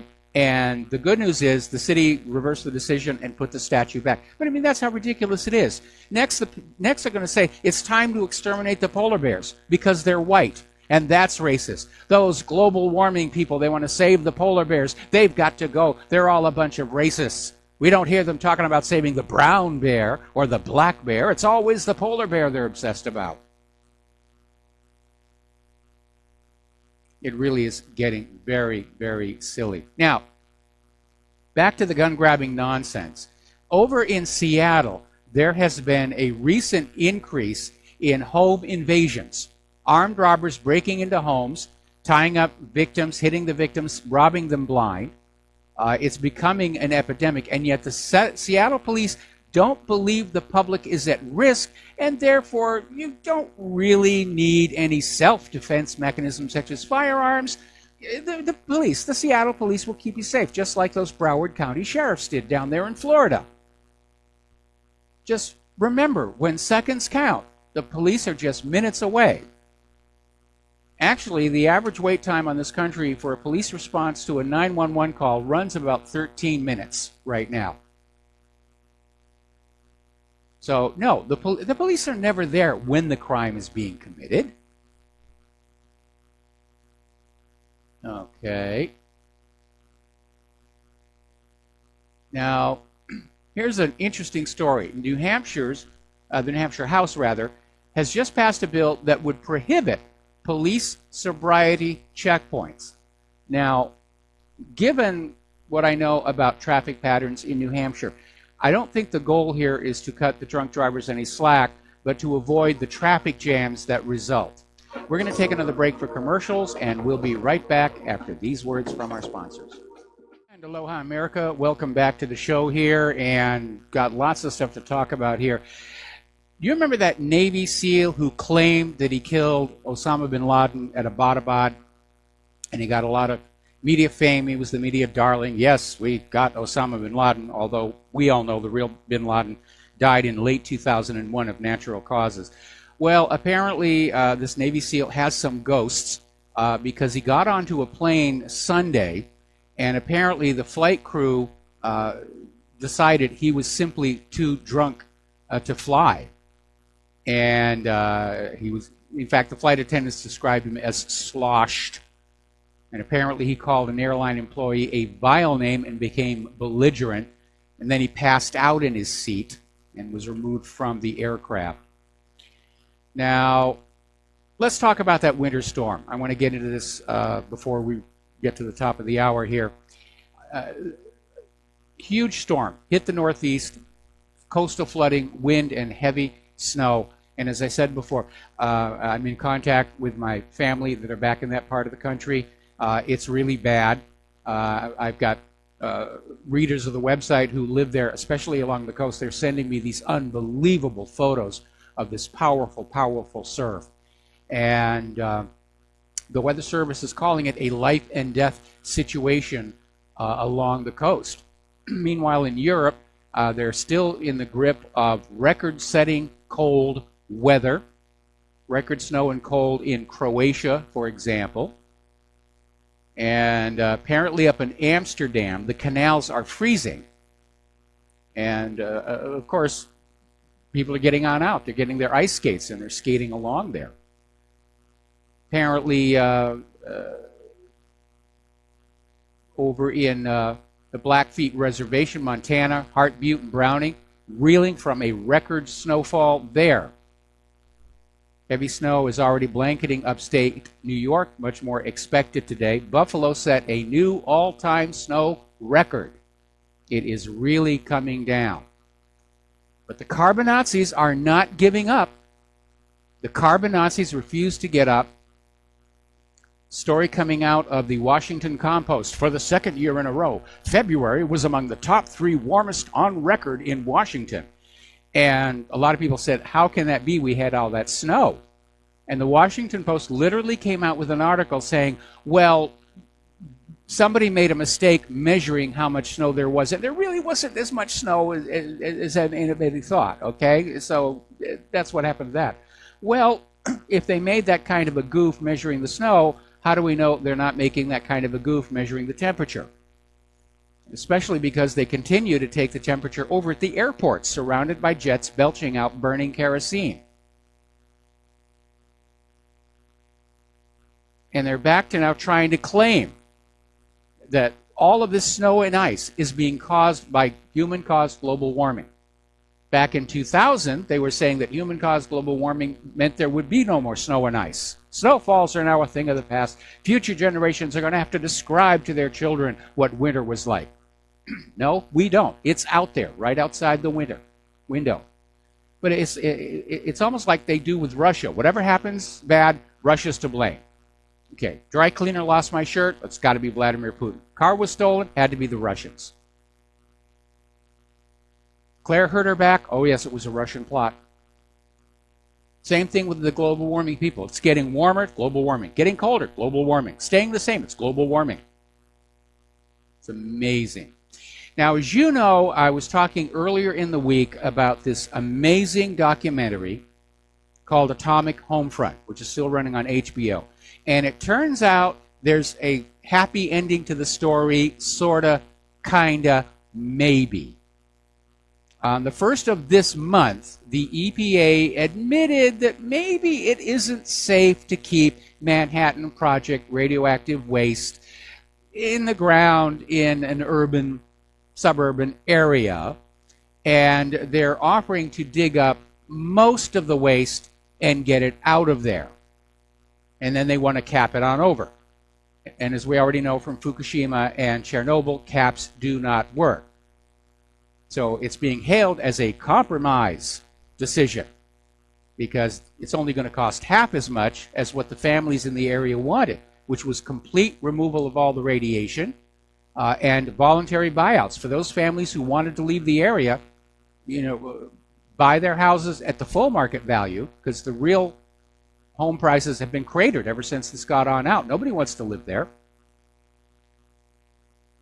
The sad reality, though, is the entire area is contaminated, especially down that Coldwater Creek. There is no real way to get it all out unless you dig up the entire city and truck it away to a nuclear waste disposal site.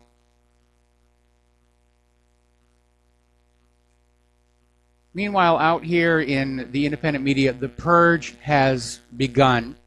Apparently, YouTube is out there just shutting down channels. Bombard's Body Language, Sargon of Akkad. YouTube has terminated the account of the InfoWars bureau chief.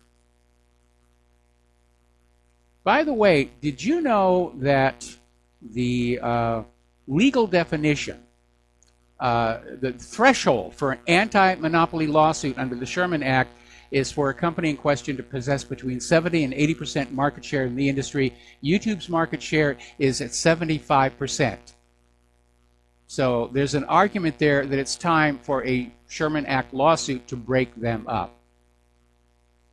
Now, getting on over to what's going on, InfoWars has an interesting take on this. The hard left is trying to drive all Trump supporters off of the internet before the November elections because they understand that the independent media did control the dialogue going into the 2016 general election. We overcame the corporate media. Corporate media was pushing Hillary, Hillary, Hillary. They failed miserably. And now they're trying to silence us because they don't like the fact that people are standing up and saying, I don't agree with your candidate. I don't agree with your policies. I don't agree with your platform. This really is a war right now that we are fighting. And unfortunately, the big money is all on the side of the liberals. This banning and censoring is getting so ridiculous.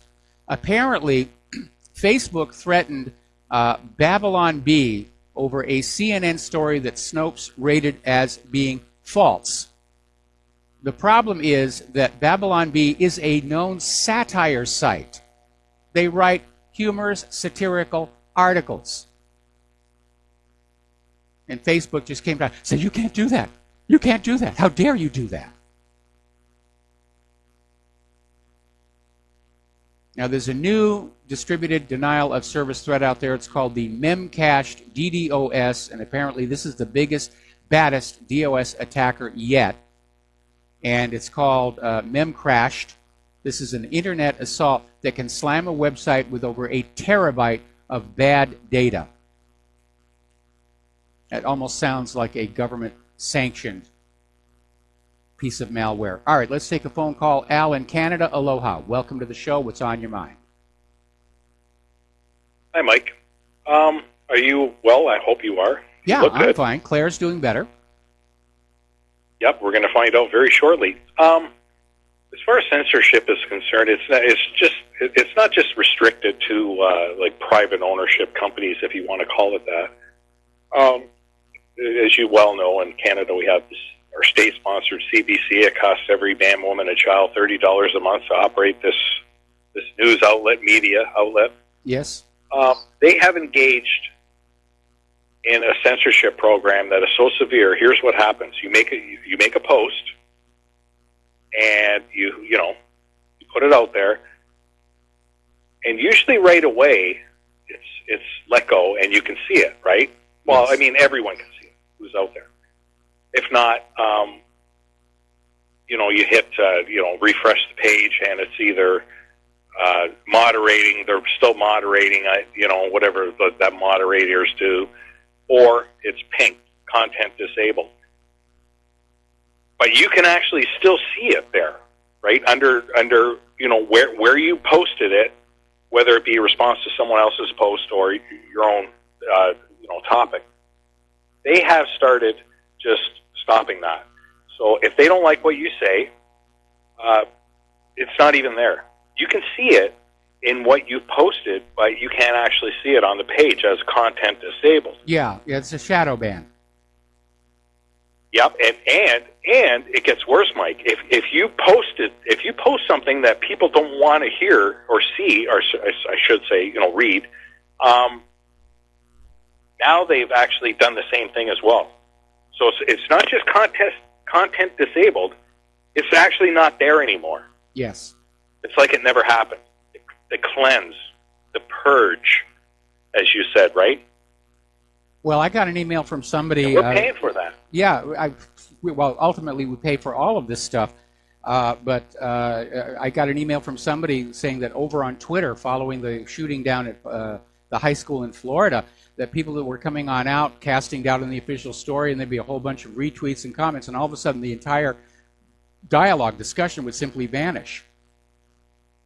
Mm-hmm. Yep. I know exactly. I've seen that with my own eyes like a couple of years back on the CBC. Well, they actually took away like 20 of my comments, gone. Yes. But not just content disabled. They were still there. Just no one else could see them except me. But now they're playing that different game. Or here's another one. When you log out, all your comments disappear. You think they're there, but they're not. There's another one. What is that called? Shadow banning as well, Mike? I don't know about that one. I've heard from other people that they were surprised that they would post a bunch of comments on Twitter. They would log out. When they'd log back in, they were all gone. So apparently certain individuals are being targeted. I don't even use Twitter anymore. I don't use Facebook. I don't use YouTube. Twitter at all, Mike. Yeah, and of course, we have all these new alternatives popping up, and we need to start switching over to them and basically starve the beast. We now know that Facebook and Google and Twitter are just as corrupt as ABC, NBC, CBS, CNN, NPR, and so forth. We shouldn't pay attention to them anymore. I'm actually surprised that people pay attention to them now, especially like people like your age and my age, where it was just 30 years ago. None of this existed. It just wasn't there at all. Yes. And now it's just, you've got to be a really special kind of ignorant to realize that a lot of this stuff is just absolute nonsense. It's there for a reason. Well, but YouTube allows videos from like these white nationalist groups to get up there and scream and yell, and maybe it's just because those groups aren't a threat to the power structure, or maybe that's just another piece of propaganda to demonize the white people. But there's no question that these corporate social media platforms are all compromised and controlled. It's there to keep that pot stirred up. That's all it is. Divide and conquer. It's there to keep everybody all stirred up. The ones that, Mandela and Gandhi and John Lennon, they all had a few, like one thing in common. All they wanted was peace. There's no profit in peace for these people that have hijacked the world. That's Not exactly just the United right. States, the world. War gives you an opportunity to make a lot of money very, very quickly. And if you study the history of World War II, there were these so-called captains of industry, and I even make mention of that in the Majestic Memories article. These were businessmen who volunteered to be a captain of industry and help manage the logistics for World War II, for which they were paid something like $1 a month. It was kind of a near volunteer situation. But at the end of the war, these captains of industry basically destroyed all the paper records of the inventory, and they grabbed all that surplus war material and they sold it off, and they became instantly very, very rich. Bankers and war profiteers, they go hand in hand.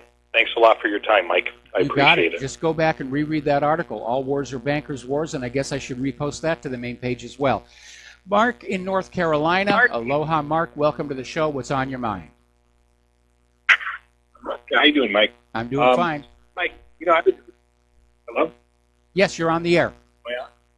Okay.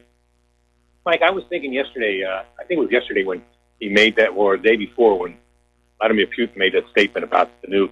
And I understand where he's coming from, because he has to make it clear Russia is prepared to defend itself to the max if possible.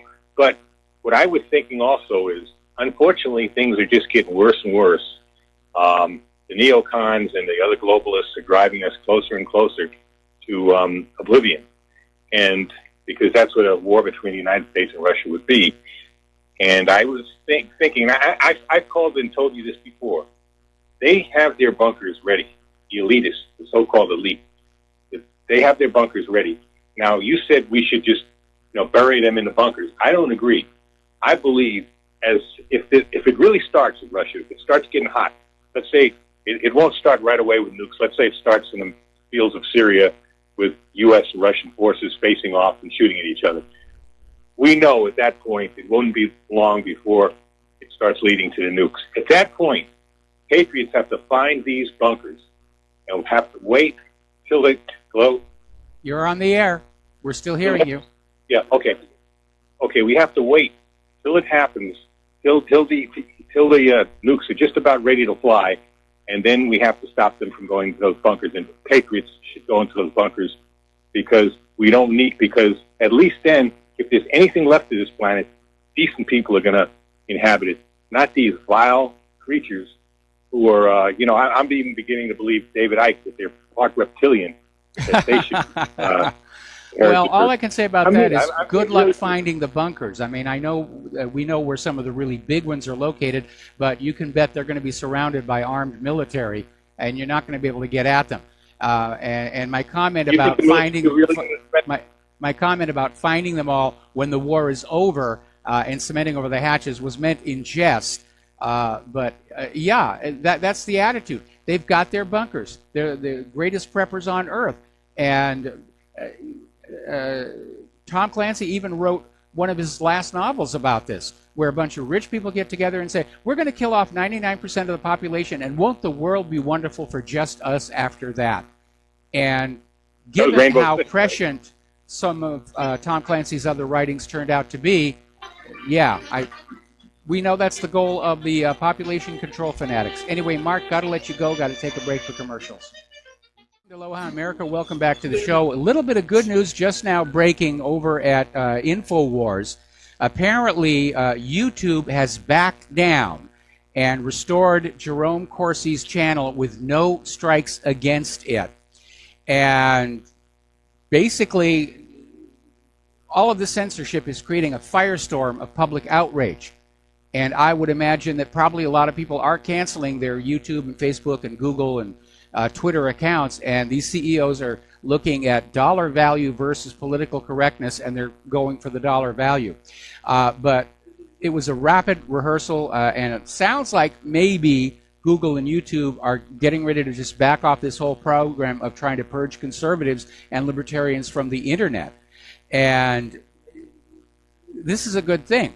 And it shows that if we in the independent media stick up for each other and make a big stink, that we are a force to be reckoned with.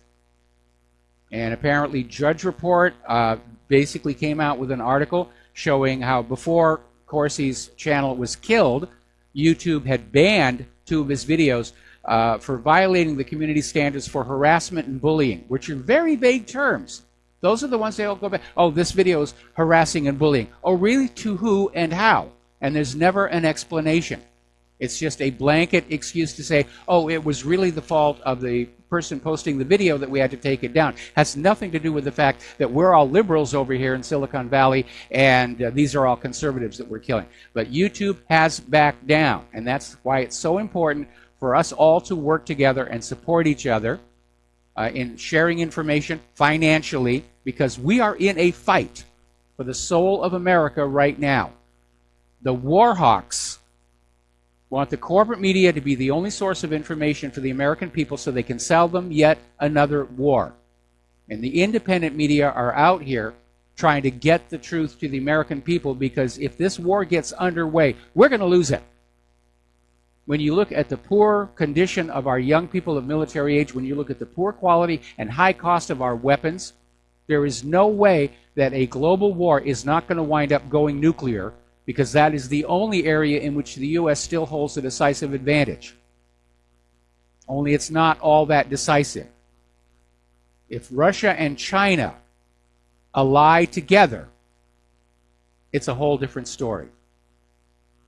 So that's why it's so important to be supporting the independent media right now. This is not a joke. It's not an abstract. It's not a fairy tale. This is very, very real. We're in a war against war. Now, I know the gun grabbers are out there trying to grab the AR-15s, and as usual, the U.S. government is preparing to fight the last war, because this revolution isn't being fought with AR-15s or guns of any kind. It's being fought with keyboards and information. And we just scored a significant, significant victory. So good for InfoWars, good for Jerome Corsi, good for Drudge Report, good for everybody who's standing up to this bullying by the corporate social platforms. All right, there's the music. We're going to take a break for station identification. We'll be back with the lovely Lady Claire after these few words. And aloha, America. Welcome back to our show, hour number 3. And for those of you watching on YouTube, the gorgeous creature sitting to the side of me is the lovely Lady Claire, with her unique perspective on the world. And Lady Claire, what do you want to talk about today? Well, I would first like to talk about what's going on in Ghouta, a subdivision of Damascus. And France has joined the U.S. and Britain in threatening with possible airstrikes if there are further chemical weapons used in Syria. The only problem with their perspective is it's not Assad's people doing this. Why would he do this and gas his own people when they are so close to a victory against the jihadists? It just makes doesn't make no any sense. It never made any sense. Yeah. And this is just the updated version of Saddam has nuclear weapons and he's going to attack us in 45 minutes, blah, blah, blah, blah, blah. Right. Yeah. Folks, how many more times do you have to be lied to until you're ready to stand up and say, this government is lying to me to get my money, to get my children for their wars? It's just insane. And apparently the Takfiri terrorists have turned the enclave of Ghouta into a launch pad for mortar attacks on the Syrian capital. And the Syrian army is desperately trying to throw them out with Russian help. And and it's weird. It's the same old story. Foreign-backed militants have released chemicals into the areas close to the government airstrikes.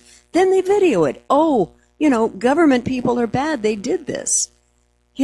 Well, that's no why snipers sense. are preventing civilians from leaving Ghouta along the humanitarian corridor. They want the civilians to get killed so they can say, look what Russia's doing, look what Syria is doing. Yeah, and this comes to us from Sputnik, and there was an observation by a Russian Major General, Vladimir Zolotukhin. Forgive me, sir. I mangled that. I apologize. Actually, I think you got it about right. I was close. You were close enough, yeah. Close enough for country. And he says that what the West is doing in eastern Ghouta has been to create a hotbed of these jihadists and terrorists. And they're using civilians as human shields. They're preventing them from leaving. So even though the timing for the humanitarian exodus is there, people still can't get through. No, they can't. And it's a tragedy. And Mike, whichever nation state is supporting these rebels, read U.S., U.K., and Israel, they're supporting a crime against humanity, period, end of discussion. Yes. Well, of course, all war is a crime against humanity. Yeah. And it's clear the United States and its allies are already outside the Geneva Convention. Mm-hmm. They're using torture. Yeah. They're using collective punishment, mass starvation. These are all war crimes. Mm-hmm. These are all war crimes. And maybe our government, the scary thing is our government might just decide to go to nuclear war rather than have to go to The Hague and face war crimes trials. Could be. Better that these 5 billion people all die than, we should actually have to go to jail. Mm-hmm. Now, here is something a little bit strange, but very interesting and breathless. Satellite images reveal Iran establishing missile base near Damascus. And there was some satellite imagery, and there is a claim or a charge that Iran has funded this. And the people who are running it is the IRGC, the Islamic Revolutionary Guard Corps, and located 8 miles southwest of Damascus. And the media outlet said that it had acquired the satellite photos.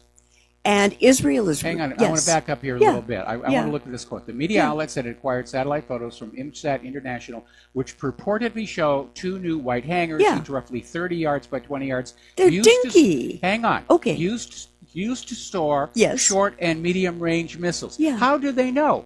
Those satellites cannot see inside those warehouses. And I would like to get everybody into the Wayback Machine to when Colin Powell was showing all these little blurry photos to the United Nations and saying, this is an Iraqi decontamination vehicle, and this is an Iraqi chemical weapons factory, and this, and when they got done smashing up Iraq and they went on in there, what they found was the so-called biological weapons factory was a bakery, and maybe it was a bad bakery, but it was a bakery. Yeah. And the so-called decontamination vehicles were just ordinary fire trucks. And the other logic questions I've got to ask, Mike, why in the name of Sam Hill would Iran build a missile storage base in Syria where the country is still struggling for its own stability and its sovereignty? Those missiles could easily be captured and turned back against Iran. And by the way, I've looked at those photos very, very closely. I don't see anything that looks like a missile launcher. Okay, and that would be the other thing. I mean, you would want to have these stored logically close to the mechanism you're going to use to set them off. Absolutely. And the Israelis can call these hangars anything they want. But at the end of the day, you've got to have the missiles in proximity to the launching facility. I didn't see anything that looked like a launching facility. Do you remember when well, first of all, let's do a quick shout out to our on-air affiliates rejoining the network. Do you remember, again, back in the propaganda run-up to the war with Iraq, and they put out these photos of these trailers with some machinery on them and said, these are mobile biological weapons laboratories. And of course, anybody who knows anything about the handling of dangerous chemicals looked at that and said, no, there's none of the necessary safety equipment. And the online shields came back and said, well, Saddam doesn't care if his scientists die. They represent a significant investment in training. As it turned out, those trailers were hydrogen generators for weather balloons. And that was known at the time because Iraq had bought those from Great Britain. But they look mean and nasty, Yeah. and the U.S. government, assuming that Americans are idiots, put those pictures out there and said, Yeah. these are mobile biological weapons. Like, this is more of the same. Mm-hmm. Yes, there are some buildings on this piece of ground. We don't know what's in them. And I'm not going to take the word of anybody in the corporate media or the government that they're housing Iranian missiles. Mm-hmm. They could be food warehouses. There's a lot of hungry people in Syria right now. Yeah. And the Iranian government and military may be many things. Stupid isn't one of them. Yeah, same logic applies. Iran does not want to be attacked. They're not going to do anything that is going to allow the U.S. to say, aha, the war is on. Yeah. Same thing with Assad. Assad is not going to gas anybody in Syria because he knows that will open the door to a major U.S. escalation. Right, right. And another article I'd like to look at, this comes to us again from Global Research, a blog that I have found to be basically very sober, very factual. I know you and Shodosovsky have some areas where you agree to disagree. He's the editor. But this article talks about the shadow of an Israeli-U.S. attack on Lebanon and Syria getting bigger by the day. Now, interesting development. The Prime Minister Saad Hariri has gone back to Saudi Arabia to meet with the Saudi Arabian patrons for the first time when he resigned and then kind of didn't. The timing of this visit suggests another anti-Iranian and anti-Hezbollah will follow. And we don't know. Will Hariri issue another statement accusing Iran and Hezbollah of destabilizing Lebanon to add to the war rhetoric coming out of Israel at the same time Lebanon is making a military agreement with Russia? Hello. That's very, very dicey. Well, you know, Israel's already talking about a new war against Lebanon and specifically targeting the head of Hezbollah. Right, right. Yeah. Oh, and you were talking about the Iraqi parliament demanding a timeline for U.S. withdrawal, right? Yes. Well, it's going to be a little problem because the U.S. has said we're going to stay there forever. You know, we're not leaving. Well, like I said, what is the U.S. going to do? Claim that the new puppet rulers of Iraq have nuclear weapons and they're going to attack in 45 minutes? But it gets better. It gets better. Do tell. Who are you going to call when you want the U.S. out of your country? Muqtada al-Assad, or anyone remember this guy? I do. He was the guy who forced the U.S.'s hand in the original SOFA agreement between Iraq and the U.S. And what is he doing these days? He is a busy guy. And what he did have, he was in charge of what was called the Mahdi Army and was virulently anti-American. And he stated that if the U.S. violated the SOFA agreement by staying one day longer than stated in the document, our military would be sitting ducks for his Mahdi Army. So we got out of Iraq for the moment, and then ISIS came in and became the reason to go back. But let me get back to Muqtada. He's been a busy guy. Isn't it amazing how ISIS always seems to show up in the countries the U.S. wants to go into? And this was an article that most Americans didn't probably see because it was in the Baghdad Post, even though it was in English, January 18th, 2018. The Sadrists are revealing a new coalition ahead of this year's May 15th election. And the article went on to state that the Istiqlal Party, affiliated with the Sadrist movement, revealed on Thursday details of the coalition as it is formed for the coming elections. Now, member of the party secretariat, General Mohammad Rashk, said that the party is aligning itself with the blocs that adopt the same platform based on rebuilding the institutions of state and enforcing comprehensive reforms. The name of the coalition, Those Marching to Reform. Now, Mike, should al-Sadr's coalition win this, and remember, he is still wildly possible for his anti-corruption charges in Iraq, this is going to be such a game changer for Iraq, Israel, and the U.S. government. It's an oh my gosh moment. I guarantee you, if al-Sadr wins the election, the U.S. will say he's got Saddam's nuclear weapons. Yeah. He knew where they were hidden. In Iran. In Iran, and he's got them back, and he's a threat. And we have to just, gosh, it's terrible to have to go back and reinvade Iraq for how many times has it been now? 5, 6? Something like that. Yeah, the U.S. is not going to back off. They're stuck. The U.S. government is stuck. They've gone way too far down this war path. Mm-hmm. They can't just say, bad idea, turn around and head back, because the U.S. economy would implode instantly. Yeah. They painted themselves into a real corner, and unfortunately the rest of us are going to get splattered with all that red paint. Yeah. Apparently, I'm going to bop over to Israel now. Israeli police question Netanyahu in third corruption case. Ooh, they grilled him for 5 hours today on his possible role in a far-reaching bribery scandal. Now, it is the first time that Netanyahu has been investigated in connection with this case, which is said to be, I scratch your back, you scratch my back, positive news coverage for the Netanyahu family by the popular Walla News website, and et cetera, et cetera, et cetera. Now, right after this, Netanyahu is scheduled to depart for the U.S., where he is expected to visit President Trump at the White House on Don't forget, Monday. we're coming up on the APAC. Oh, yeah. You know, where Israel gets up there and say, you will help us get our enemies. But You here's... didn't want those teenage kids hanging around your home anyway. They're smelly, they're noisy. But here's the kicker. If this testimony becomes the tipping point on the way to an indictment for Netanyahu, if I were a betting human being, I would bet that the timetable for all planned overt, covert military actions against his neighbors in the Middle East, like the usual subjects, Lebanon, Iran, and Syria, to accelerate exponentially. And he is addressing AIPAC and telling them who their enemies are. We'll meet with President Trump, telling him who his enemies are. Later in the month, the Saudi Prince Salman, who I call the Butcher of Yemen, but I digress, will be coming to the U.S. to meet with the president and talk business. Now, he is expected in the U.S. from March 19th through the 22nd.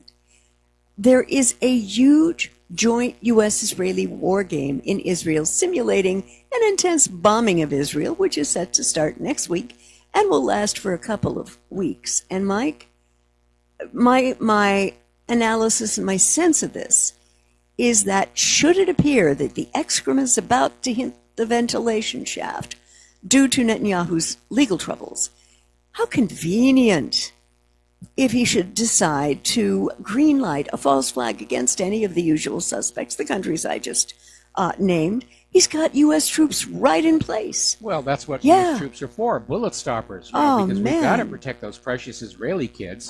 You know, that's what U.S. soldiers are for. And, you know, I just see the timing of this cascading into a very well-planned long war in the Middle East. Well, I don't know how well planned it is. In fact, this whole thing was supposed to have been over in 2008, according to General Wesley Clark. But there's no question it's accelerating, and not just on Israel's part. I was saying earlier in the show, you just get this sense of provocation after provocation by the United States against Russia and against China. And I'm sure that Russia's leadership and China's leadership, for the most part, I mean, setting the hardliners aside, they understand the best thing they can do is not respond to the provocation and wait for the U.S. to collapse, because that collapse is imminent. We're seeing the warning signs all over the U.S. economy that it's about to come apart. And want to go to another issue entirely, and this is President Donald Trump's continuing war on drugs. Well, it's the other people's drugs, not the drugs that are distributed. Not the CIA's no, drugs, no, definitely not. And he hinted at a much tougher policy toward drug dealers during a White House summit on the opiate problem. And I like that comment he made about some these other countries have a much tougher penalty and they have less of a drug problem. What a reversal from Obama, who literally destroyed our diplomatic relations with the Philippines over Duterte's treatment of their drug dealers.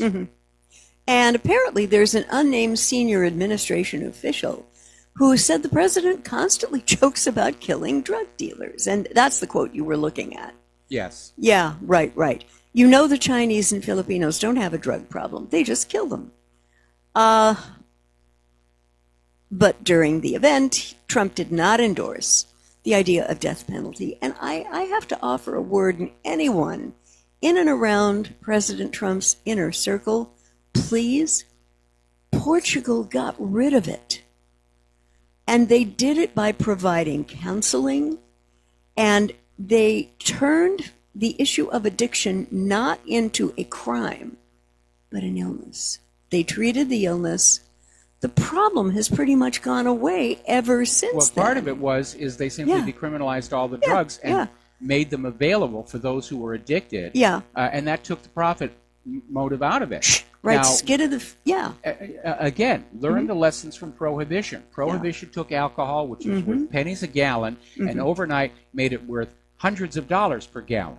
And the bootleggers and the gangsters just acquired huge amounts of money, selling what the people wanted, and literally bought their way into the highest levels of the U.S. government. Yeah. And the only way that all of that abuse and corruption ended was to say, okay, you can have alcohol. Yeah. The CIA's been doing the same thing. The reason, when this country was younger, drugs like opium and cocaine were perfectly legal.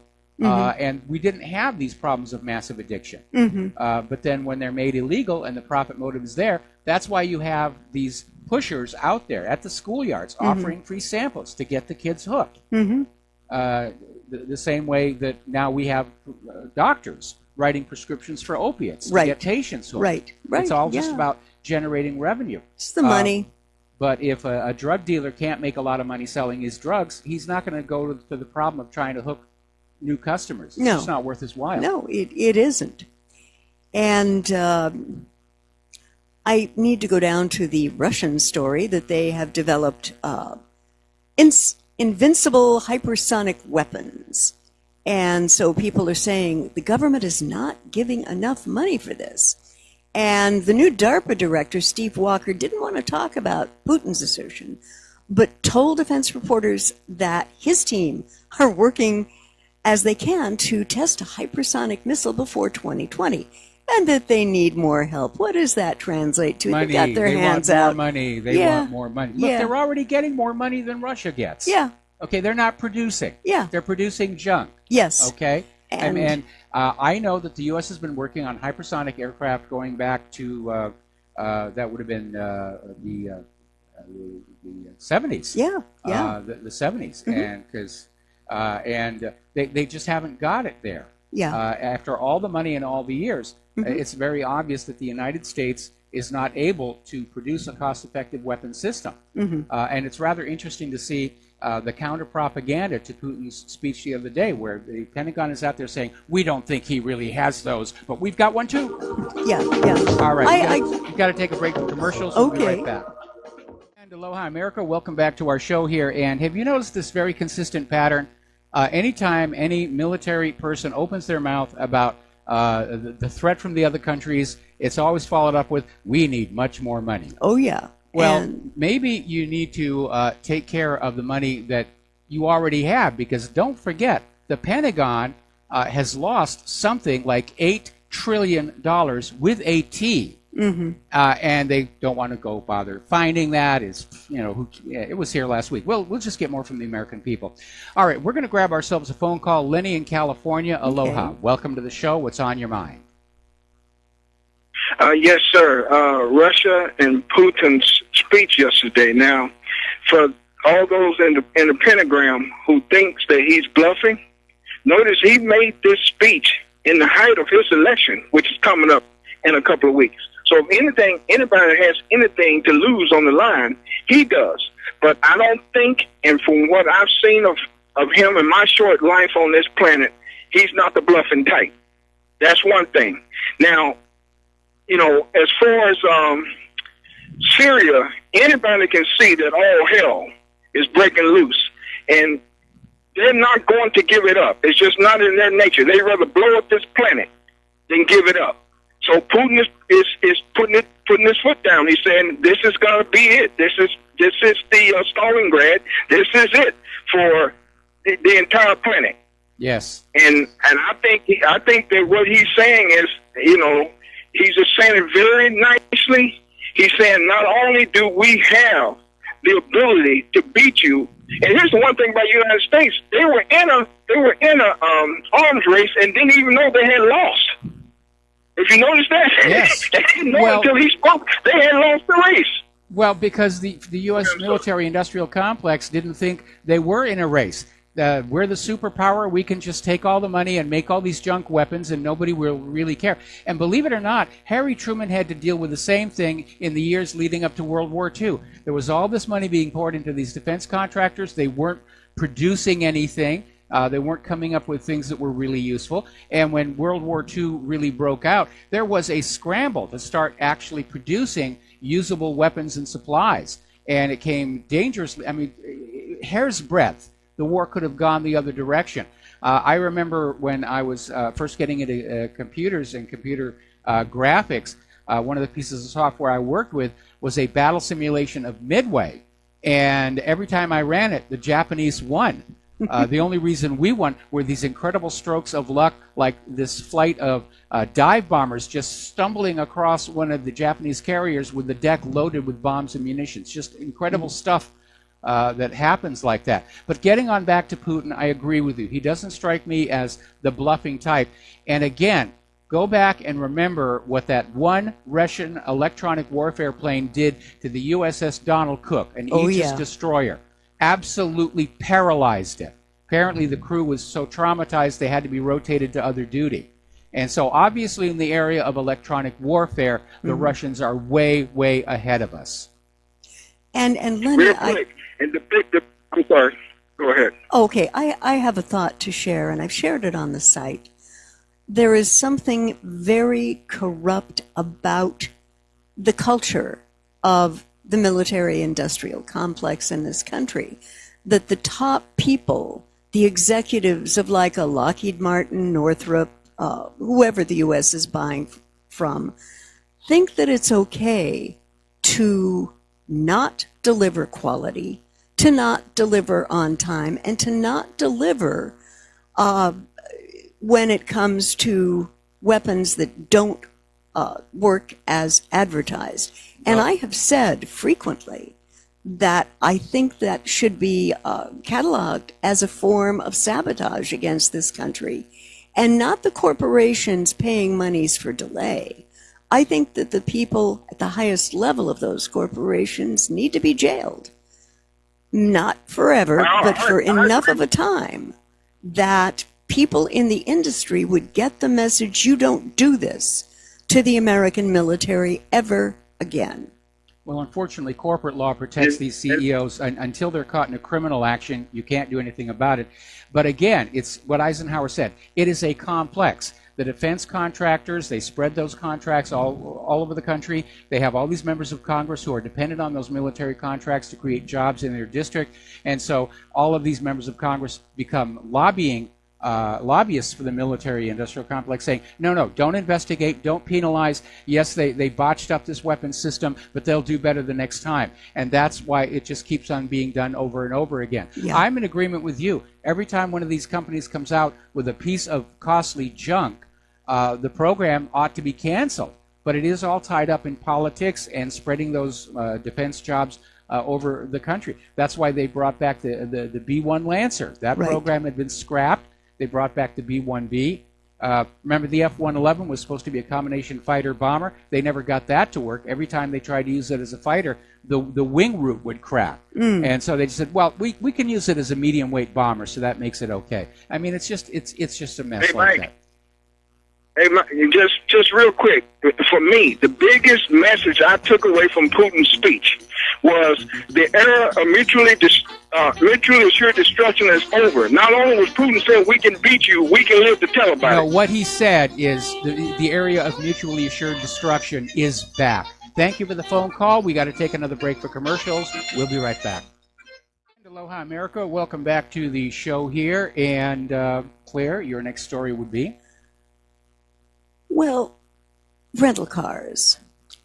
And apparently, rental cars are now going to use facial recognition to spy on you, either on your vacation or whenever you do rent a car. Wonderful.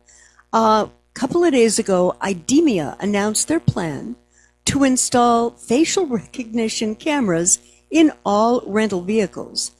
Aiea and Oahu are combining forces to spy on car renters everywhere.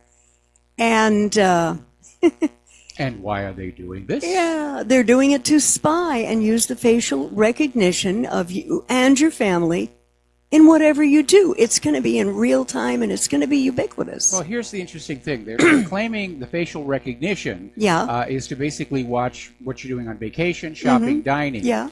And apparently, as I understand it, their idea is going to be that they're going to flash ads on that little TV screen that's in the modern cars that are calculated to be something that you want to do. If you're talking with your family about getting hungry, there'll be an ad for a nearby restaurant. Yeah. Right out of Minority Report kind of stuff here. Ooh, chicken That skin. to me sounds very, very dangerous because it's another distraction. And as Claire and I are really seriously starting our effort to buy a newer car tomorrow, and I don't want one of those big screens. I mean, I'll take a backup camera. Backup cameras are cool. Yeah. But the problem with those touch screens is you have to actually take your eyes off the road and look at them to do anything that's on there. Change the radio, change the air conditioning, change whatever. We've got one of them in our rental, and I consider it very, very dangerous. I like the old-fashioned dashboard where everything has got a knob or a switch or a slider because you can run that by feel. You can just reach on over there, you keep your eyes on the road, and you hit the button to change the radio. And that really, I think, is a much safer way to go. I think putting everything into those panels, it is a danger to the driver and to the passengers. And not only that, it's also very risky for the car's operation, because if you run everything through that little computer and it fails, the car just shuts down completely. And as I understand it, replacing one of those touch screens in a modern car is like $700 just for the component, plus the labor to put it on in there. Yeah. So again, we're going to have to take whatever we can find for what we have. And by the way, a big shout out and thank you to everybody who pitched in to help us get a newer car. But we don't want a lot of whiz bang. We just want basic little, car. We'd love to get a Subaru, but we're probably not going to be able to do that. Yeah, the rental that we have until we find the car is a Subaru. It's a Subaru. And I have noticed it's very comfortable for me sitting in it, and Mike is enjoying driving it. But getting back to this technology, the next big thing is going to be software, which can block it completely for a price. Yeah, don't you think? Well, all you got to do is wear your sunglasses. I don't understand how facial recognition gets into this idea of spying on your vacations and where you go. I mean, you could have cameras on the outside that record that you stop off at the donut shop 3 times a week, and so you get donut ads on there. Yeah. Unless they're intending on locking the car with facial recognition, in which case we might see the same problems they're having with the iPhone 10. Yes. Where the phone won't open for its real owner, but can be opened by total strangers. Yeah, that's a little scary. And going over to the tech world again, apparently there is a very disturbing energy, if you will, of acceptance of Google's new smart camera. And the pitch for it is that it sits off to the side in a room and automatically captures the kind of candid shots that one never really plans for. The most common example cited, one's pets or one's kids. Instead of mere serendipity, however, the camera uses AI and machine learning to try to guess when to take a best shot. But Mike, that is such a human thing. I can't imagine As a photographer myself here, I mean, this is basically a selfie without the stick. Yeah. And I consider the selfie, and especially this, to be a symptom of just how vain Americans have become. Self-occupied. Self-occupied. We're all going to be media stars, and it really is. It's another sign of our decadence as a civilization.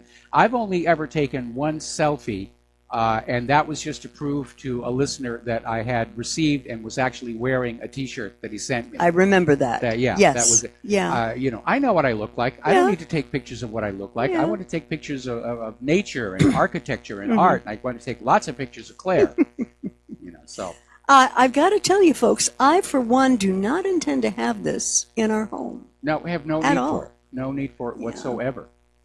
And going back to the pounding on Trump, There are a couple of Congress critters who have challenged the Trump organization to explain whether or not it knew of allegations of drug trafficking and money laundering tied to the Trump Ocean Club Panama.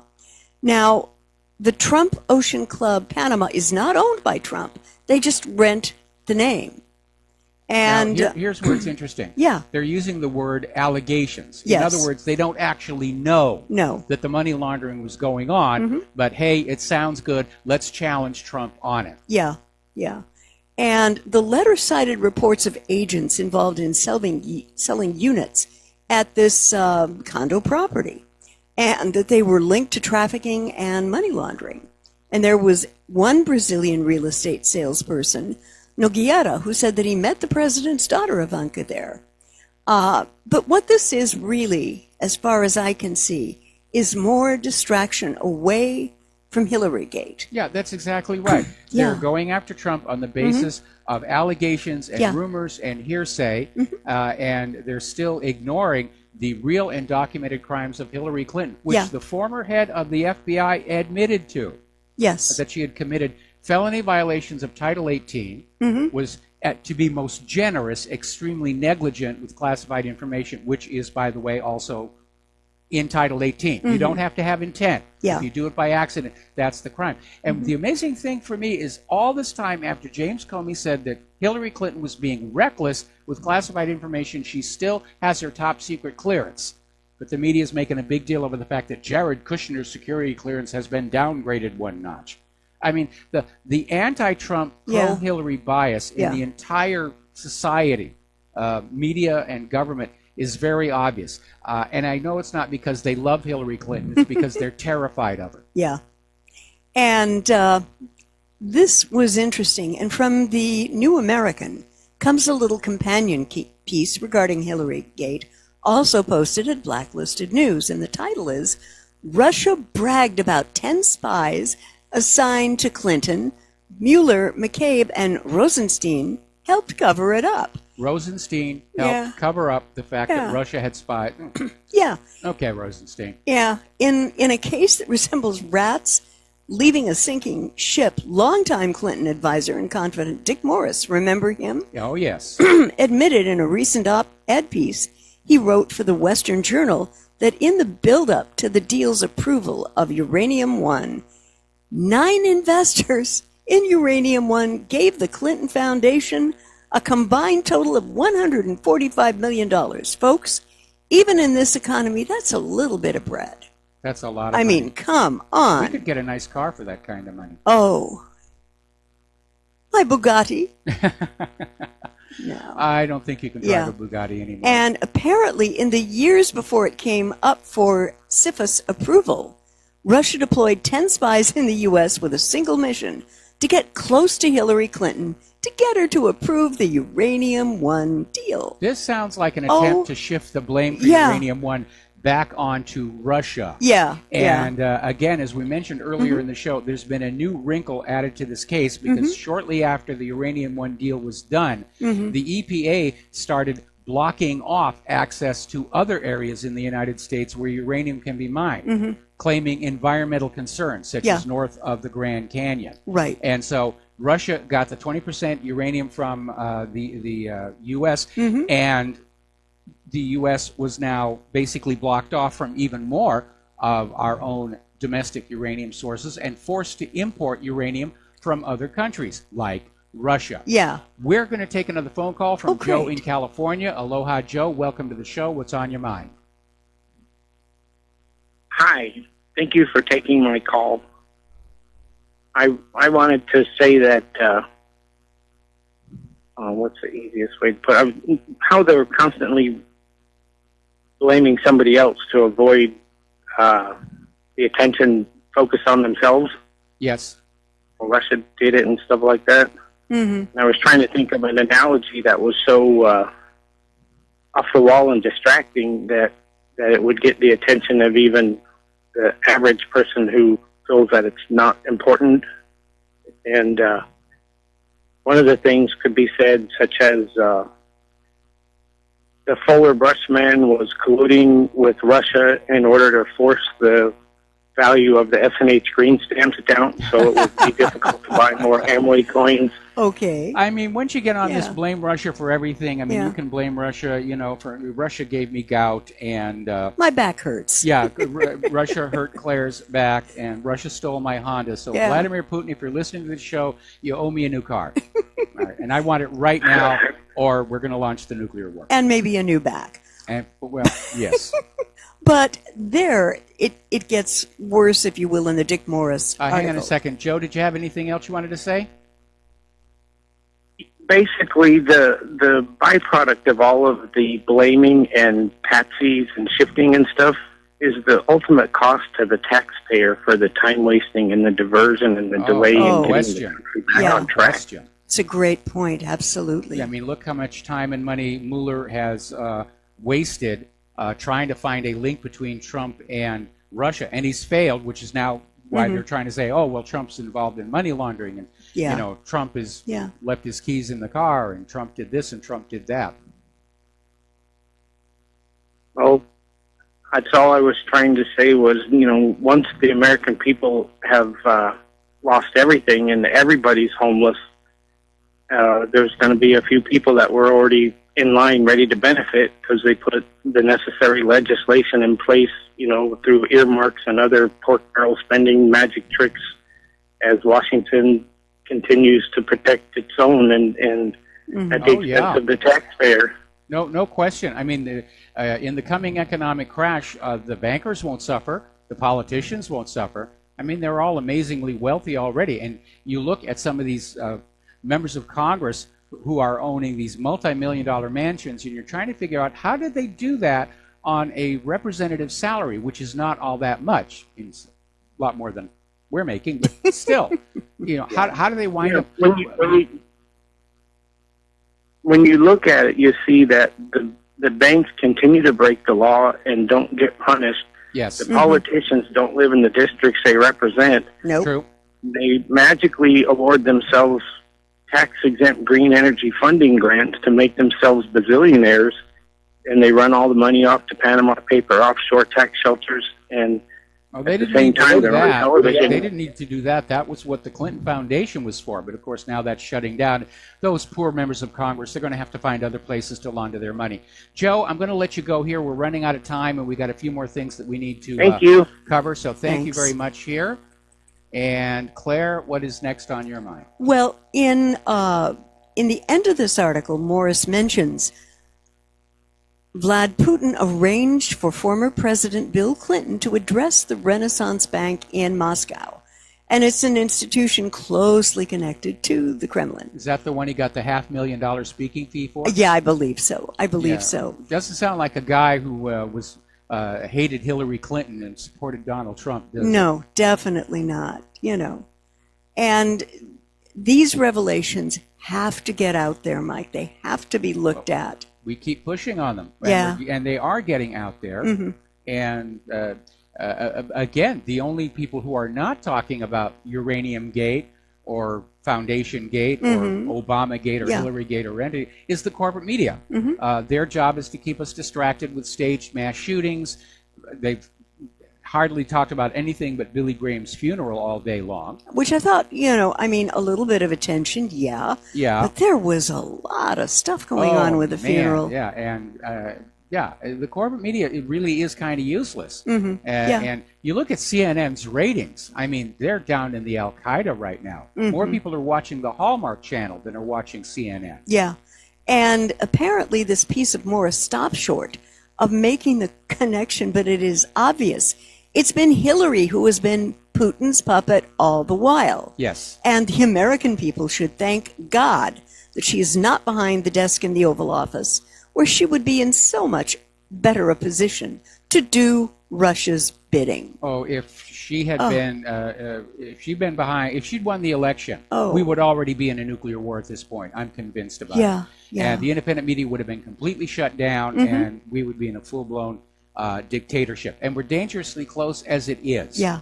But as I said earlier, by uniting together, all of us, the independent media and those of you who support us, we got Google and YouTube to back down and start reinstating some of these conservative video channels. Yeah. So we are a force to be reckoned with. The war is not over. No. We've got a victory, and we can celebrate that, Yeah. but we dare not drop our vigilance. Mike, let me ask a question. Did you have some videos that were up at YouTube that got canceled or taken down? Initially, Personally? I think they've been restored, because initially there's a separate channel Okay. for the archives of this show. Oh, okay. And when this story first broke about videos being deleted, I went in and I looked, and there were huge gaps. Mm-hmm. But I went back in earlier today, and I checked. Some of the videos are artificially short, which Okay. means something has been taken out of them, and I would imagine it's probably mostly the stuff about Parkland. Yeah. But they all seem to have been put back.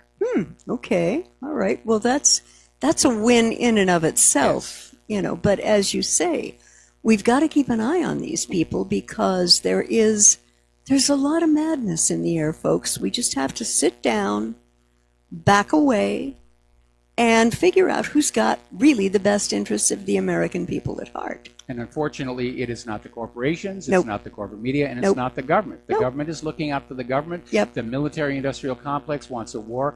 We, the American people, have to look out for the American people. And Yeah. that's what we're doing here. That's what the independent media is all about. We're not rich and powerful out here. We're just plain folks, just like you. Yeah. All right, we got to take another break for commercials. We'll be back with the last segment of our Pauhana Friday show after these few words. Aloha, America. Welcome back to the show. And before I turn the show back over to Claire, the corporate media is still going on this thing about how the Russians are bluffing. They couldn't possibly have these weapons. It's impossible. Because after all, we're the greatest scientists and military builders in the world. Well, that's not always been true. Little lesson from history. During World War II, British reconnaissance aircraft flew over Peenemünde and photographed some of the first V-2 missiles on their transport trailers lying on their side. And the pictures were taken back to British intelligence, who looked at them, and a lot of people were saying, boy, that sure looks like a rocket of some kind. And they said, no, couldn't possibly. Germany couldn't possibly be building that. That's got to be a blimp, a surveillance blimp, reconnaissance blimp of some kind. Boy, that's an awfully heavy trailer for a blimp. No, it couldn't. And when the V-2s hit, it was a complete, total surprise. We don't know if Putin really does have these weapons or not. We do know what they did to the USS Donald Cook. We do know what they're able to do in Syria. Oh, yeah. And so I, for one, would not be willing to gamble the life of this entire country that Putin was bluffing on that speech, because Putin has never struck me as a bluffing type person. Anyway, you have one more story, and this one's very, very angry. Yeah. Schumer was slammed, the senator from New York, Chuck Schumer, for citing skin color in a vote against a white judicial nominee. Which is kind of weird for this white Jewish boy.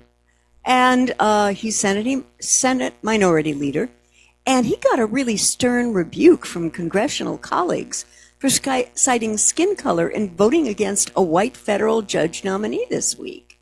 And the guy's name is Marvin Quattlebaum, a white attorney who is a partner at Nelson Mullins, Riley, and Scarborough in Greensville.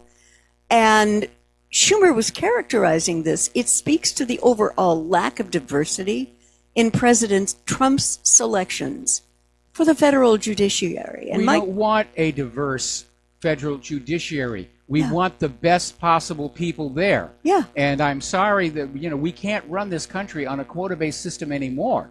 Yeah. Because we're having this situation where people are being put into positions of power and authority who are simply not qualified, all to be politically correct. Right. And when we come back on Monday, there's a big stink. Apparently, the schools in Washington, D.C. Have been engaging in fraud to make sure that students of color and minority are graduating in equal numbers with other students. And it turned out they didn't learn. They didn't show up. They had excess absences. They didn't want to do the work. Why should they, when they're going to be told, we're going to graduate you just because we need so many colored people to graduate? What message does that send to the students? Excellence and achievement don't matter anymore. As long as you fit into the categories that are politically correct, you will get the benefits of life without having to work at it. I'm thinking of Betsy DeVos and her concept of privatizing education. I think she should have 2 charter schools in 2 of the toughest areas, some areas of New York or Baltimore or maybe Los Angeles. Well, I'm sure glad she shut down Common Core. There's the Yeah. music. It's time for us to get on out of here. Please All stay right. tuned to John Stedmiller. I'm sure he's got a lot of interesting things to share with you. Please share everything that you know with everyone that you know. Please start an outreach. We need new listeners to Republic Broadcasting. We need new readers for our respective websites. We need you to be our evangelists, if you're not opposed to that word. So have a really pleasant weekend. We'll be back on Monday. Aloha, America.